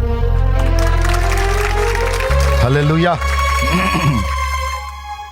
ఆ తర్వాత నా ద్వారా నా కుటుంబంలోనికి నా ప్రభు ప్రవేశించి నా కుటుంబం మొత్తం రక్షణలోనికి వచ్చింది. దేవుని మందిరములో ఆయన నాతో మాట్లాడాడు. అదే దేవుని మందిరంలో నా తండ్రిని కూడా దర్శించాడు దేవుడు. మందిరం అంటే తక్కువ అంచనా అయ్యొద్దు. ఇదే దిక్కు అండి, పడమర, ఓకేనా? ఇది యాజ్ ఇట్ ఈజ్గా ఇలానే ఉంది. అప్పుడు మందిరం నరసరావుపేటలో నేను పోయిన మందిరం. మా నాన్న ఏం చేశాడు తెలుసా? ఇటు తడవకూడదు తెస్తుంటాడు, చివరికి ఇప్పుడు యేసుప్రభులో కలిపాడు మొత్తాన్ని. మా అమ్మకు వార్నింగ్ ఇచ్చాడు, చర్చికి రమ్మంటావా, చర్చికి అయితే వస్తా కానీ ఈ మానుకుంటే నేను మానుకోను, ఏ వద్దయ్యారా పదా, దమ్ము కొడతాడు. సేమ్ ఇదే టైపు చర్చ్ అండి, పడమర ముఖం, దైవజనుడు తూర్పు నిలబడతాడు, విశ్వాసులందరూ అడుదిరి కూర్చుంటారు. మా అయ్య పోయాడు చర్చికి, అప్పుడు నేను హైదరాబాద్లో ఉన్నా. మందిరానికి పోయాడు, మందుగుండు సామాగ్రి అంతా జేబులో పెట్టుకున్నాడు, దమ్ము కొట్టే సామాగ్రి. పోయి ఇట్లా కూర్చున్నాడు. ఇటు పడమర కనపడుద్ది, ఇటు తూర్పు కనపడుద్ది, జనం కనపడతారు. గోడ కానుకొని ఇట్లా కూర్చున్నాడు, ఇట్లా వాకిలి దీనిలాగానే. ఈ మందిరం చూస్తే నాకు అదే గుర్తొచ్చింది. ఈ ప్రార్థనలు అన్నీ కొత్తగా మా నాన్న కూడా నాలాగే ఈ ఆడ తగిలిస్తాడు ఈడు అనుకొని చేసేదేముంది. అర్థమైన వాళ్ళకి బాగానే ఉంటుంది, అర్థం కాని వాడికి హింసలాగా ఉంటుంది. వాళ్ళేమో ఆరాధన చేసుకోవడానికి సిద్ధపడుతూ ఉన్నారు. ఈయన లేచి బయటికి పోయి దమ్ము కొట్టొద్దామని లేవబోయాడు. ఒక మత్తులాగా గమ్మి కూర్చున్నాడు అక్కడే.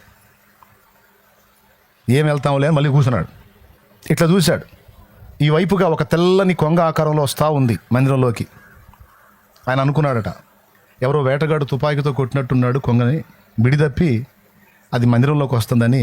అలాగే నిర్ఘాంతపై చూస్తూ ఉంటే దగ్గరికి వచ్చేటప్పటికి కొంగ కాదు, పావురం కూడా కాదు, ఇట్లా చేతులు చాచిన ఆజానుబాహుడైన ఒక మనిషి, ఒక వ్యక్తి వస్తున్నాడు. ఆయన చెప్పాడు ఆ దర్శనాన్ని గురించి, నా జీవితంలో నేను చూడలేదయ్యా అలాంటి దర్శనం. ఆయన చేతులు ఎంత ఉన్నాయో తెలుసాయా అన్నాడు. ఎంత ఉన్నాయి నాన్న అంటే, ఆ మందిరానికి ఈ గోడకు ఆ గోడకు తగులుతున్నారా, అంత పెద్దగా ఉన్నాయి ఆ చేతులు అన్నాడు. ఆ మందిరానికి ఈ చేతికి ఈ గోడకు ఆ గోడ తగులుతుంది, ఎంత ఆజానుభావం, అంత పెద్ద చేతులు రా అబ్బాయి. ఆ చేతులు అలా జాపుకొని ఆ మందిరంలో ఆరాధించే బిడ్డలందరి మీదకి వచ్చి ప్రతి మనిషి తల మీద చేతులు ఉంచుతున్నాడు రా అన్నాడు. ఆయన ఎవరో నాకు తెలుసు, పరిశుద్ధాత్ముడు. మైమరచి ఆరాధించినప్పుడు ఆయన దిగొస్తాడు. ఆరాధించే బిడ్డల్ని తన శక్తితో, తన అభిషేకంతో నింపుతాడు, తన ప్రభావంతో నింపుతాడు దేవుడు. అప్పుడు చెప్పాను, నాన్న ఏం దర్శనం చూసావు నాన్న, ఏం దర్శనం చూసావు నాన్న, నీకు కనపడ్డాడు నా. నిజమే నాన్న, అది వాస్తవం. ఆరాధన చేసేటప్పుడు ఆత్మాభిషేకం వచ్చింది నాన్న, ఆయన వస్తాడు నాన్న, అందరి మీద ఆశీర్వాదం చేతులు ఉంచుతాడు నాన్న, అది నిజం నాన్న, నీ కళ్ళకు చూపించాడు నాన్న. అది మరి ఏంది నాన్న నిర్ణయం అని అడిగితే అప్పుడే మారిపోయానయ్యా, నేను వదిలేసుకున్నాను. లేచి బయటకు వచ్చి నేను పొగ తాగే వస్తువులు పడేశాను. ఏమో అనుకున్నాను, కానీ కాదురా, యేసుప్రభు నిజమైన దేవుడు, ఆయనే ఉన్న దేవుడు. ఇక నా ఊపిరి ఉన్నంత వరకు నేను వదిలిపెట్టనయ్యా అని నిలువు మోకాళ్ళు వేసి 2 చేతులు ఎత్తి అలా ప్రార్థన చేసేవాడు. నన్ను మార్చారని చిన్నమోళ్ళని తిట్టాడు, మా అమ్మ తిట్టింది, మా నాన్న తిట్టాడు, పిల్లగాడిని మార్చారు మీరు, తిట్లు కూడా తిన్నారు, దోషంలో పొందారు. ఎవరో తెలుసా ఈ టిఫిన్ కొట్టోళ్ళు? ఈ మందిరాన్ని నిర్మించిన వాళ్ళు వాళ్ళే. ఈ కుటుంబమే ఆ కుటుంబం. ఈరోజు నేను అనేవాడిని ఒకరిని దేవునికి కనెక్ట్ అయ్యి రక్షణలోకి వచ్చానంటే ఆ చిన్న కుటుంబం చూపించిన ప్రేమ, చేసిన ప్రార్థన, ఇచ్చిన మాదిరి, నడిచిన తీరు. అక్షరం మొక్క లేదు, ఆ తల్లికి అక్షరం మొక్క లేదు, పొట్టకొస్తుంది.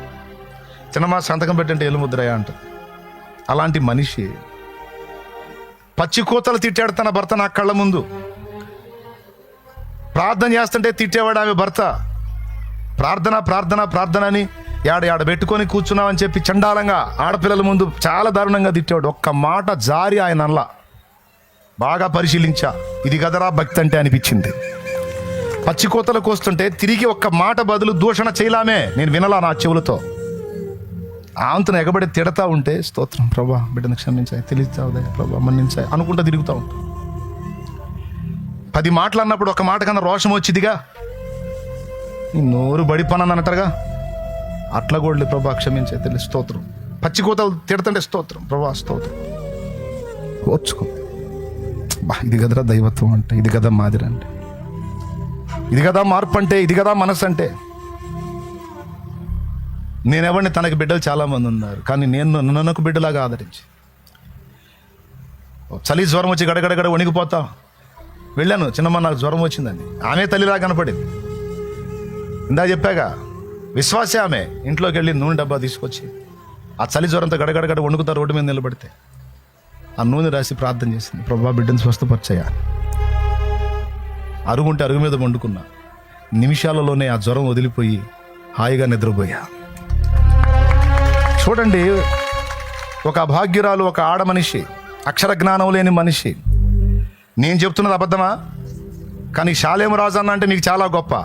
కానీ ఈ షాలేము రాజు అనేవాడిని ప్రారంభంలో ప్రభావితం చేసింది ఒక ఆడ మనిషి. ఆమె ప్రేమ, ఆమె భక్తి, ఆమె ఓర్పు, ఆమె సహనం, ఆమె ప్రార్థన, ఆమె ద్వారా దేవుడు జరిగించిన కార్యం. ఇది ఆడపిల్లలకి మాదిరి కదా, మగవాళ్ళకి మాదిరి కదా. వాళ్ళ బాధలు వాళ్ళకుంటే ఆ బాధలు వదిలిపెట్టి నా బాధలు అడగటం ఏంటి? వాళ్ళు దేవుని ప్రేమ చూశాను, అది ఈ కుటుంబమే. ఇక్కడ దైవజనుడు యోహాన్ అని ఎవరైతే ఉన్నాడో ఆయన తల్లి.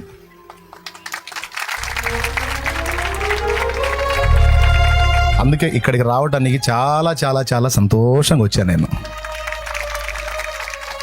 మనసారా నా అనుభవాన్ని పంచుకున్నా. మీకు ఆనందం కలిగిందో ఇబ్బంది కలిగిందో నాకు తెలియదు, కానీ నా సాక్ష్యం నేను ఇచ్చా. దేవుడిని నమ్ముకున్నామంటే నమ్ముకున్నాం కాదు, అది అట్లా ఉండాలి. గుండెల్లో దేవుని ప్రేమ, సాటి మనుషుల పట్ల ఆ మమత, అందరికీ అది సాక్ష్యం. అందరికీ అది లైవ్లో వీక్షించే వాళ్ళు ఎవరైనా ఉంటే మీకు కూడా చెప్తున్నాను నేను, మన ఒట్టి మాటలు కాదు, మన క్రియలు ఎదుటి వాళ్ళని ప్రభావితం చేస్తాయి. ఆ కుటుంబం ఒక దేవాలయం లాగా నాకు కనపడింది. నేను మొదట దేవుడిని అక్కడే ఆరాధించాను, మందిరం దగ్గర కాదు. ముందు ఆ కుటుంబంలో నేను దేవుణ్ణి గుర్తించాను, ఆ వ్యక్తిలో దేవుణ్ణి గుర్తించాను, ఆ పిల్లల్లో దేవుణ్ణి గుర్తించాను. దేవునికి స్తోత్రం కలుగును గాక. ముఖ స్తుతి కోసం నేను చెప్పట్లా, నేను ఎరిగినవి చెప్తున్నాను. ఏమేం చూశాను? ఏమేం కనపడాలి దేవాలయంలో? ప్రేమ కనపడాలి. చెప్పండి, అది మాటల్లోనా క్రియల్లోనా? పాలు పోయించుకొని పో అనొచ్చు. కూర్చోబెట్టి ఆహారం ఎవరు పెడతారు? చాయ్ ఎవరు ఇస్తారు? గిన్నెడు చన్నీళ్ళు ఇస్తారా? ఎప్పుడన్నా ఇచ్చారా మీరు పాల వాళ్ళకి? ఇప్పుడు చెప్పాక రేపు ఇస్తారు నాకు తెలిసి. చాలా మొన్న నిన్న చెప్పాడు, అబ్బాయి నీళ్ళు తాగుతా, మంచి నీళ్ళు తాగుతాయా? దేవునికి స్తోత్రం కలిగి ఉన్నగా. కానీ నేను చెప్పేది నిజం. ఆ ప్రేమ ఎవడో దారిని పోయే దానయ్య మనకెందుకు అనుకోవాలా? దయ్యా కూర్చున్నాను అంత తిన్నయ్యా. మళ్ళీ వాళ్ళు పోయించుకున్న పాలకేమో డబ్బులు ఇస్తారు, నేను తిన్న టిఫిన్కేమో వద్దులేయ అంట. ఎట్లా? పర్లేదు చిన్నమ్మ, నీకు ఎక్కడి నుంచి వస్తే చిన్నమ్మ తీసుకో. ఈరోజు దేవుడి మహాకృపను బట్టి దేవుడు ఎలాంటి కార్యం చేశాడంటే, తనకి 2 కుమారులు ఇచ్చాడు. ఆ 2 కొడుకుల్ని సేవకుల్ని చేశాడు ఆయన. ఏమండి, సచ్చినా ఎప్పుడు చేస్తామో తెలియదు, ఎంతవరకు భూమి మీద ఉంటామో తెలియదు. సచ్చినా బతికిన ఇదిగో 10 మంది చెప్పుకునే బతకాలి. ఆడపుడకు పుట్టినా మగపుడకు పుట్టినా. దేవుని సేవ విలువ ఆడవాళ్ళకు కూడా చెప్తున్నాను నేను. ఆడవాళ్ళకి మగవాళ్ళకి అందరికీ చెప్తున్నానండి. యవ్వన పొంగులు చూసుకొని లోకంలో తిరుగుతా, లోకపు భోగాలు, లోకపు ఆకర్షణలను చూసుకొని మిడిసి పడతా ఉంటారు కొంతమంది. అది కాదు బతుకు, అది కాదు జీవితం. కొంతమందికి ఎంత చెప్పినా ఎక్కదో. 10 మందికి మాదిరికరమైన జీవితం జీవించాలి, 10 జీవితాలు వెలిగించే బతుకు బతకాలి. ఆమెకేం తెలుసండి నేను ఎట్ అవుతానని? ఎవరో ఒక విశ్వాసి, ఎవరో ఒకడు అన్యుడు చెప్తే సువార్త చెబితే మారతాడు, రక్షించబడతాడు. ఆశపడింది, సేవ చేసి. ఈరోజు నా ద్వారా నా తండ్రి జరిగించే పరిచర్య మొత్తం ఆమె కూడా వాటబడింది. ఇవ్వడా? ఇస్తాడు, ఇవ్వడా? ఎంతమంది ఒప్పుకుంటారు ఆమె కూడా పార్ట్నర్షిప్ ఉంటుందని? దేవునికి స్తోత్రం కలిగి ఉంది కదా. మీ అందరి హృదయాల్లో శాలేమన్నకు అంత స్థానం ఉందా? శాలేమన్న అంటే ఎంతమందికి అభిమానం? సరిగా చేతులు ఎత్తండి, నిజంగా మీకు ఇంట్రెస్ట్ ఉంటే. నిజంగా అభిమానమా? Thank you. మీ అందరి హృదయాల్లో నా పట్ల ఇంత అభిమానం. కానీ మీ అందరి హృదయాల్లో నా పట్ల అభిమానం, నాకేం ఆమె పట్ల అభిమానం. ఇప్పుడు ఎవరు గొప్ప? మీ అందరికీ నేను గొప్ప, నాకు ఆమె గొప్ప. అది కదా సాక్ష్యం. ఆడపిల్ల అయితేనే, ఆడమనిషి అయితేనే. తృప్తిగా చెప్తున్నాను నేను. ఇంతమంది ఉన్నారు ఈరోజు ఇక్కడ. అలాంటి జీవితం నిజంగా మారాలని, నిజంగా మార్చుకోవాలి. తనకు ప్రభువు తెలియదు. ఆమె కూడా ఒకప్పుడు విగ్రహారాధికురాలే, నాలాంటిదే. కానీ తెలుసుకొని ఆమె మారింది. తర్వాత నాలాంటి ఒకటి బ్రతుకుని ప్రభావితం చేసింది ఆ సాక్ష్యం. ఈరోజు మిమ్మల్ని పిలుస్తున్నా, దేవాలయంగా మారతావా, లేకపోతే దయ్యాల కుహరంగానే నీ బ్రతుకుని కొనసాగిస్తావా పాపాల్లో? ఒకటే పిలుపు, ముగింపు. ఇక్కడ దేవాలయాలయ్యారు కొంతమంది. మారు మనసు పొంది బాప్తీసం పొందిన వాళ్ళు చేతులు ఎత్తండి. ఒకప్పుడు వీళ్ళు కూడా పాపాంధకారంలో ఉండి దయ్యాల కుహరంగానే బతికారు. తర్వాత సత్యం తెలుసుకొని మారు మనసు పొంది ప్రభు రక్తంలో కడగబడి పరిశుద్ధపరచబడి ధన్యులయ్యారు. ఈరోజు కదిలే దేవాలయాలుగా మారిపోయారు. ప్రభు వారిలో నివసిస్తున్నాడు. రాకడలో కూడా వీళ్ళందరూ ఎత్తబడతారు. ఎందుకంటే పాపాలు కడిగేసుకున్నారు. వాళ్ళు ఒకప్పుడు పాపులే, కడిగేసుకున్నారు యేసు రక్తంలో. ఈరోజు ఇక్కడ కూర్చున్న వాళ్ళలో చాలామంది ఇంకా పాపంలోనే ఉన్నారు. ఆ పాపాలు కడిగేసుకోవాలా? నేను చెప్తున్నా, నరకము ఘోరమైంది, అగ్ని ఆరదు, పురుగు చావదు. ఆ నరకం నుంచి నువ్వు కాపాడబడాలన్నా, బ్రతుకులో జీవించే దినాల్లో శాంతి సమాధానాలతో బ్రతకాలన్నా, 10 మందికి ఆదర్శప్రాయంగా జీవితం ఒక వెలుగు వెలగాలన్నా, యేసు రక్తంలో పాపాలు కడిగేసుకొని సిద్ధపడాలి. ఇదే పిలుపు. ఇంతవరకు నేను రక్షణ పొందలేదన్నా, నాకు ఇంతవరకు అర్థం కాక నేను అడిగేయలేదు. ఈరోజు నాకు అర్థమైంది.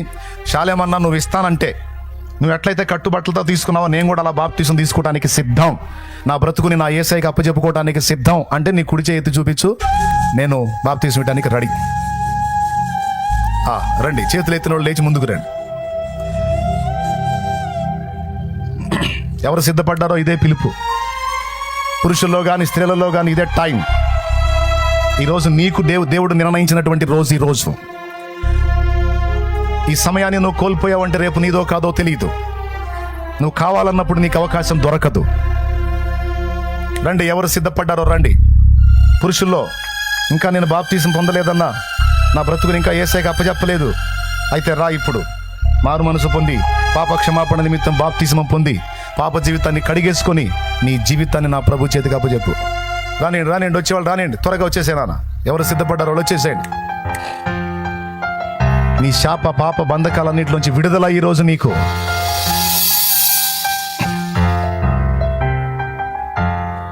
నేను బ్రతిమలాడను, మర్యాదగా చెప్తున్నా.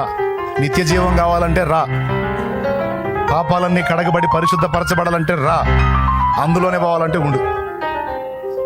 దేవుడు నీకు ఇచ్చిన సువర్ణ అవకాశం ఇది, బంగారం లాంటి అవకాశం. లేదు నాకు కావాలా, పరిగెత్తు, త్వరగా పరిగెత్తు. Very good, very good. పురుషుల్లో ఇటుపక్కోళ్ళు అందరికీ వినపడ్డది నేను చెప్పిన సాక్ష్యం. ఒక మాట చెప్తా, నా లైఫ్లో నేను తీసుకున్న ఆ నిర్ణయం నా టోటల్ లైఫ్ ముఖ చిత్రాన్నే మార్చేసింది.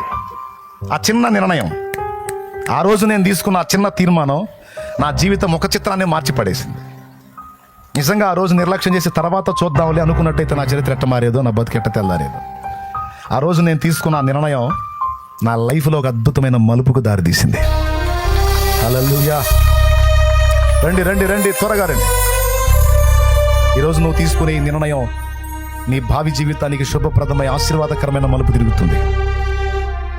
టైం పోనీయొద్దు. ఒక పల్లవి చరణం పాడతా.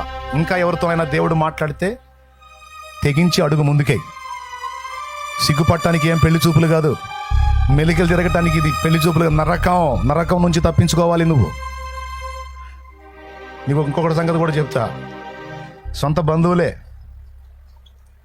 దురాత్మ పోని కక్ష కట్టి ప్రయోగతంతులు చేశారు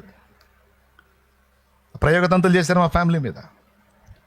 ఎప్పుడైతే మారు మనసు పొంది బాప్తిస్మం పొంది ఒడ్డుకెక్కామో ఆ చేతబడి తంతులన్నీ నాశనం అయిపోయింది.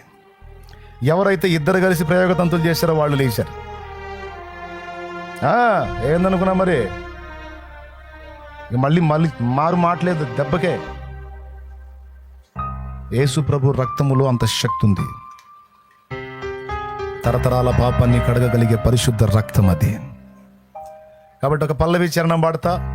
ఇంకా ఎవరితోనైనా నా తండ్రి మాట్లాడితే ఇదే పిలుపు, పురుషులకి స్త్రీలకి, ఆ చివరున్న వాళ్ళకి అందరికీ. యేసు కావాలా? యేసయ్య అంటున్నాడు, నువ్వు కావాలి నాకు, రా, నీకోసం నా ప్రాణం పెట్టాను, నీకోసమే నా రక్తం కార్చాను, చనిపోయి తిరిగి లేచాను నీకోసమే, త్వరలో రాబోతున్నాను నీకోసమే, రమ్మని నా తండ్రి నీతో మాట్లాడుతున్నాడు. దాటిపోయాడా? ఇక నువ్వు మొత్తుకున్నా లేదు. ఇప్పుడు నీకు అందుబాటులోకి వచ్చాడు చాలేమన్నా.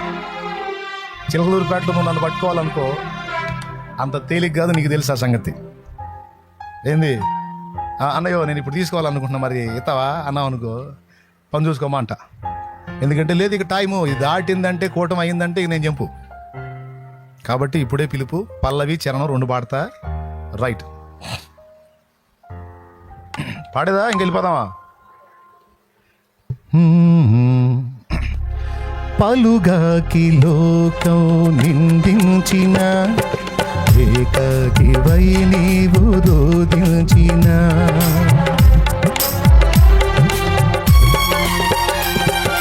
పలుగాకి లోకం నిందించిన ఏకాకివై నీవు రోదించిన, అవమాన పర్వాలు ముగిసేనులే, ఆనంద గీతాలు పాడేవులే.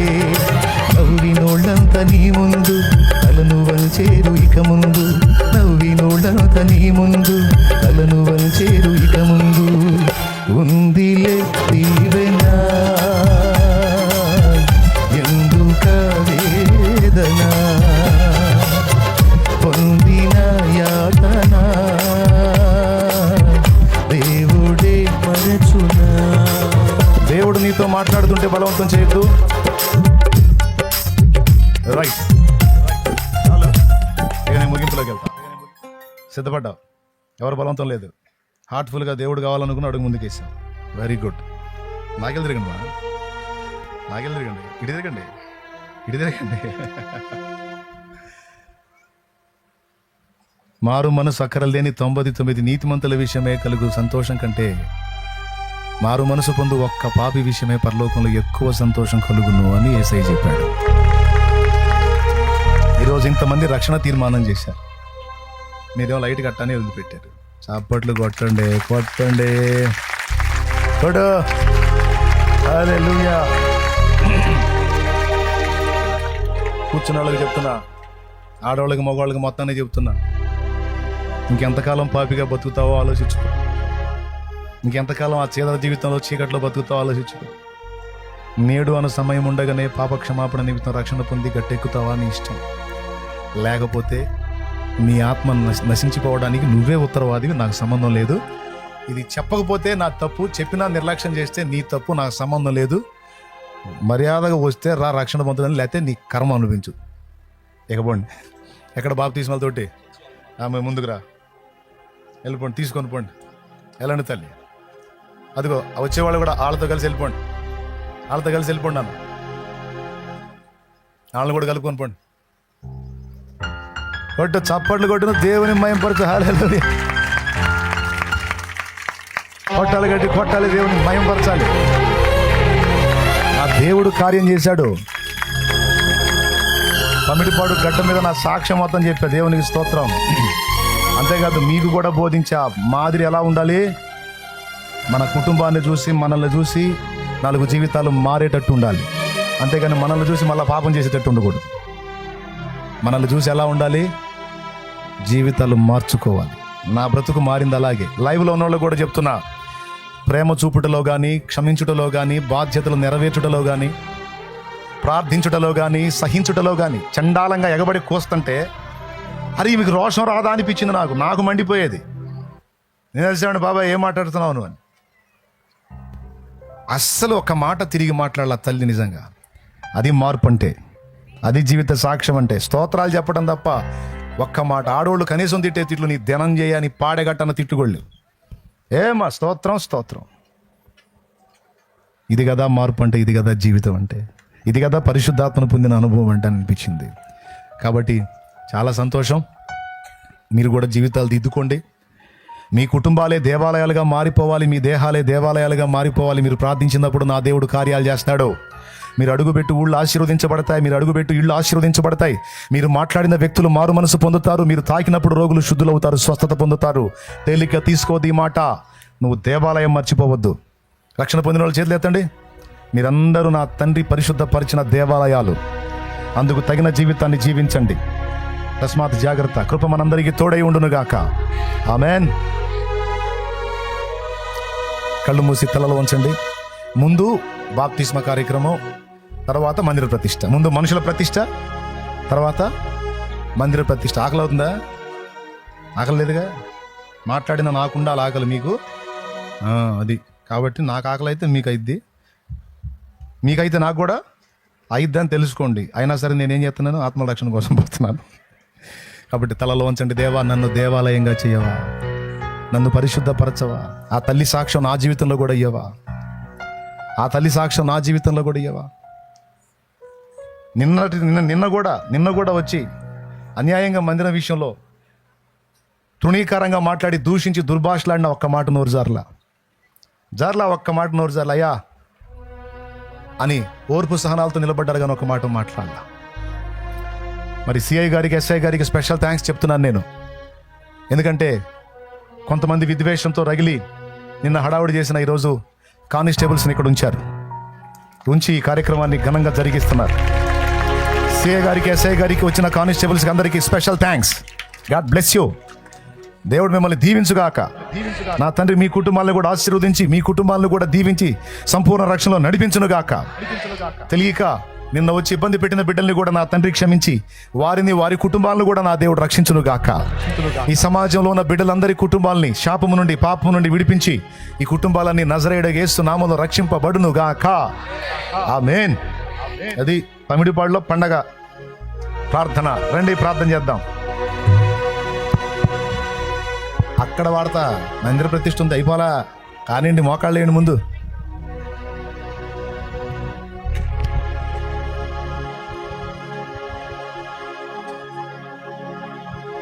స్తోత్రములు, స్తోత్రములు, స్తోత్రములు, స్తోత్రములు, స్తోత్రములు, స్తోత్రములు, స్తోత్రములు తండ్రి. ఈ మధ్యాహ్నపు వేళ నీ దాసును నిలవబెట్టుకొని మాతో మాట్లాడిన మాటలన్నిటిని బట్టి మీకు స్తోత్రాలు ప్రభువా. విన్న ప్రతి మాట చొప్పున నీ బిడ్డలు ఆ విధంగా బ్రతకడానికి సహాయం దయచేయండి తండ్రి. నీ సన్నిధి యొక్క విలువను బయలుపరిచినందుకు కొరకే మీకు స్తోత్రాలు ప్రభువా. సన్నిధిలో ఉన్న మేలులను బయలుపరిచినందుకు కొరకు నీకు స్తోత్రాలు ప్రభువా. నిన్ను నమ్ముకున్న బిడ్డలు ఏ విధంగా ఉండాలో, ఎలాంటి తీర్మానంతో ఉండాలో, ఎంత ప్రేమ కలిగి ఉండాలో, ఎంత భారం కలిగి ఉండాలో అద్భుతమైన రీతిలో మీరు మాట్లాడిన మాటలన్నిటిని బట్టి వందనాలు చెల్లిస్తూ ఉన్నాం ప్రభువా. అనేకులను రక్షణలోనికి తీర్మానం తీసుకుని వచ్చావు, నీకు స్తోత్రాలు తండ్రి. ఈ మాటలు విన్న ప్రతి ఒక్కరూ నాయన ఈరోజు నీ దాసుడు ఏ విధంగా అయితే చెప్పారో ఆ విధంగా బ్రతకడానికి కృప దయచేయండి అయ్యా. అందరూ నీ కొరకు జ్యోతులయ్యా ఆ ప్రాంతాల్లో నీ కొరకు వెలగడానికి సహాయం దయచేయండి తండ్రి. ఇంకా రక్షణ లేని వారు ఒక తీర్మానం తీసుకొని రక్షించబడి ఇక్కడి నుంచి తిరిగి వెళ్ళడానికి సహాయం దయచేయండి. జరుగుతున్న బాప్తిస్మాల కార్యక్రమం ఆశీర్వాదకరంగా జరిగించు నాయన. మందిర ప్రతిష్ఠ కార్యక్రమం ఆశీర్వాదకరంగా జరిగించు ప్రభువా. నీకే వందనాలు, స్తుతులు, స్తోత్రాలు, కృతజ్ఞతలు చెల్లిస్తూ యేసు నామములో అడిగి ప్రార్థించి వేడుకుంటున్నాము తండ్రి. ఆమేన్. ఆమేన్.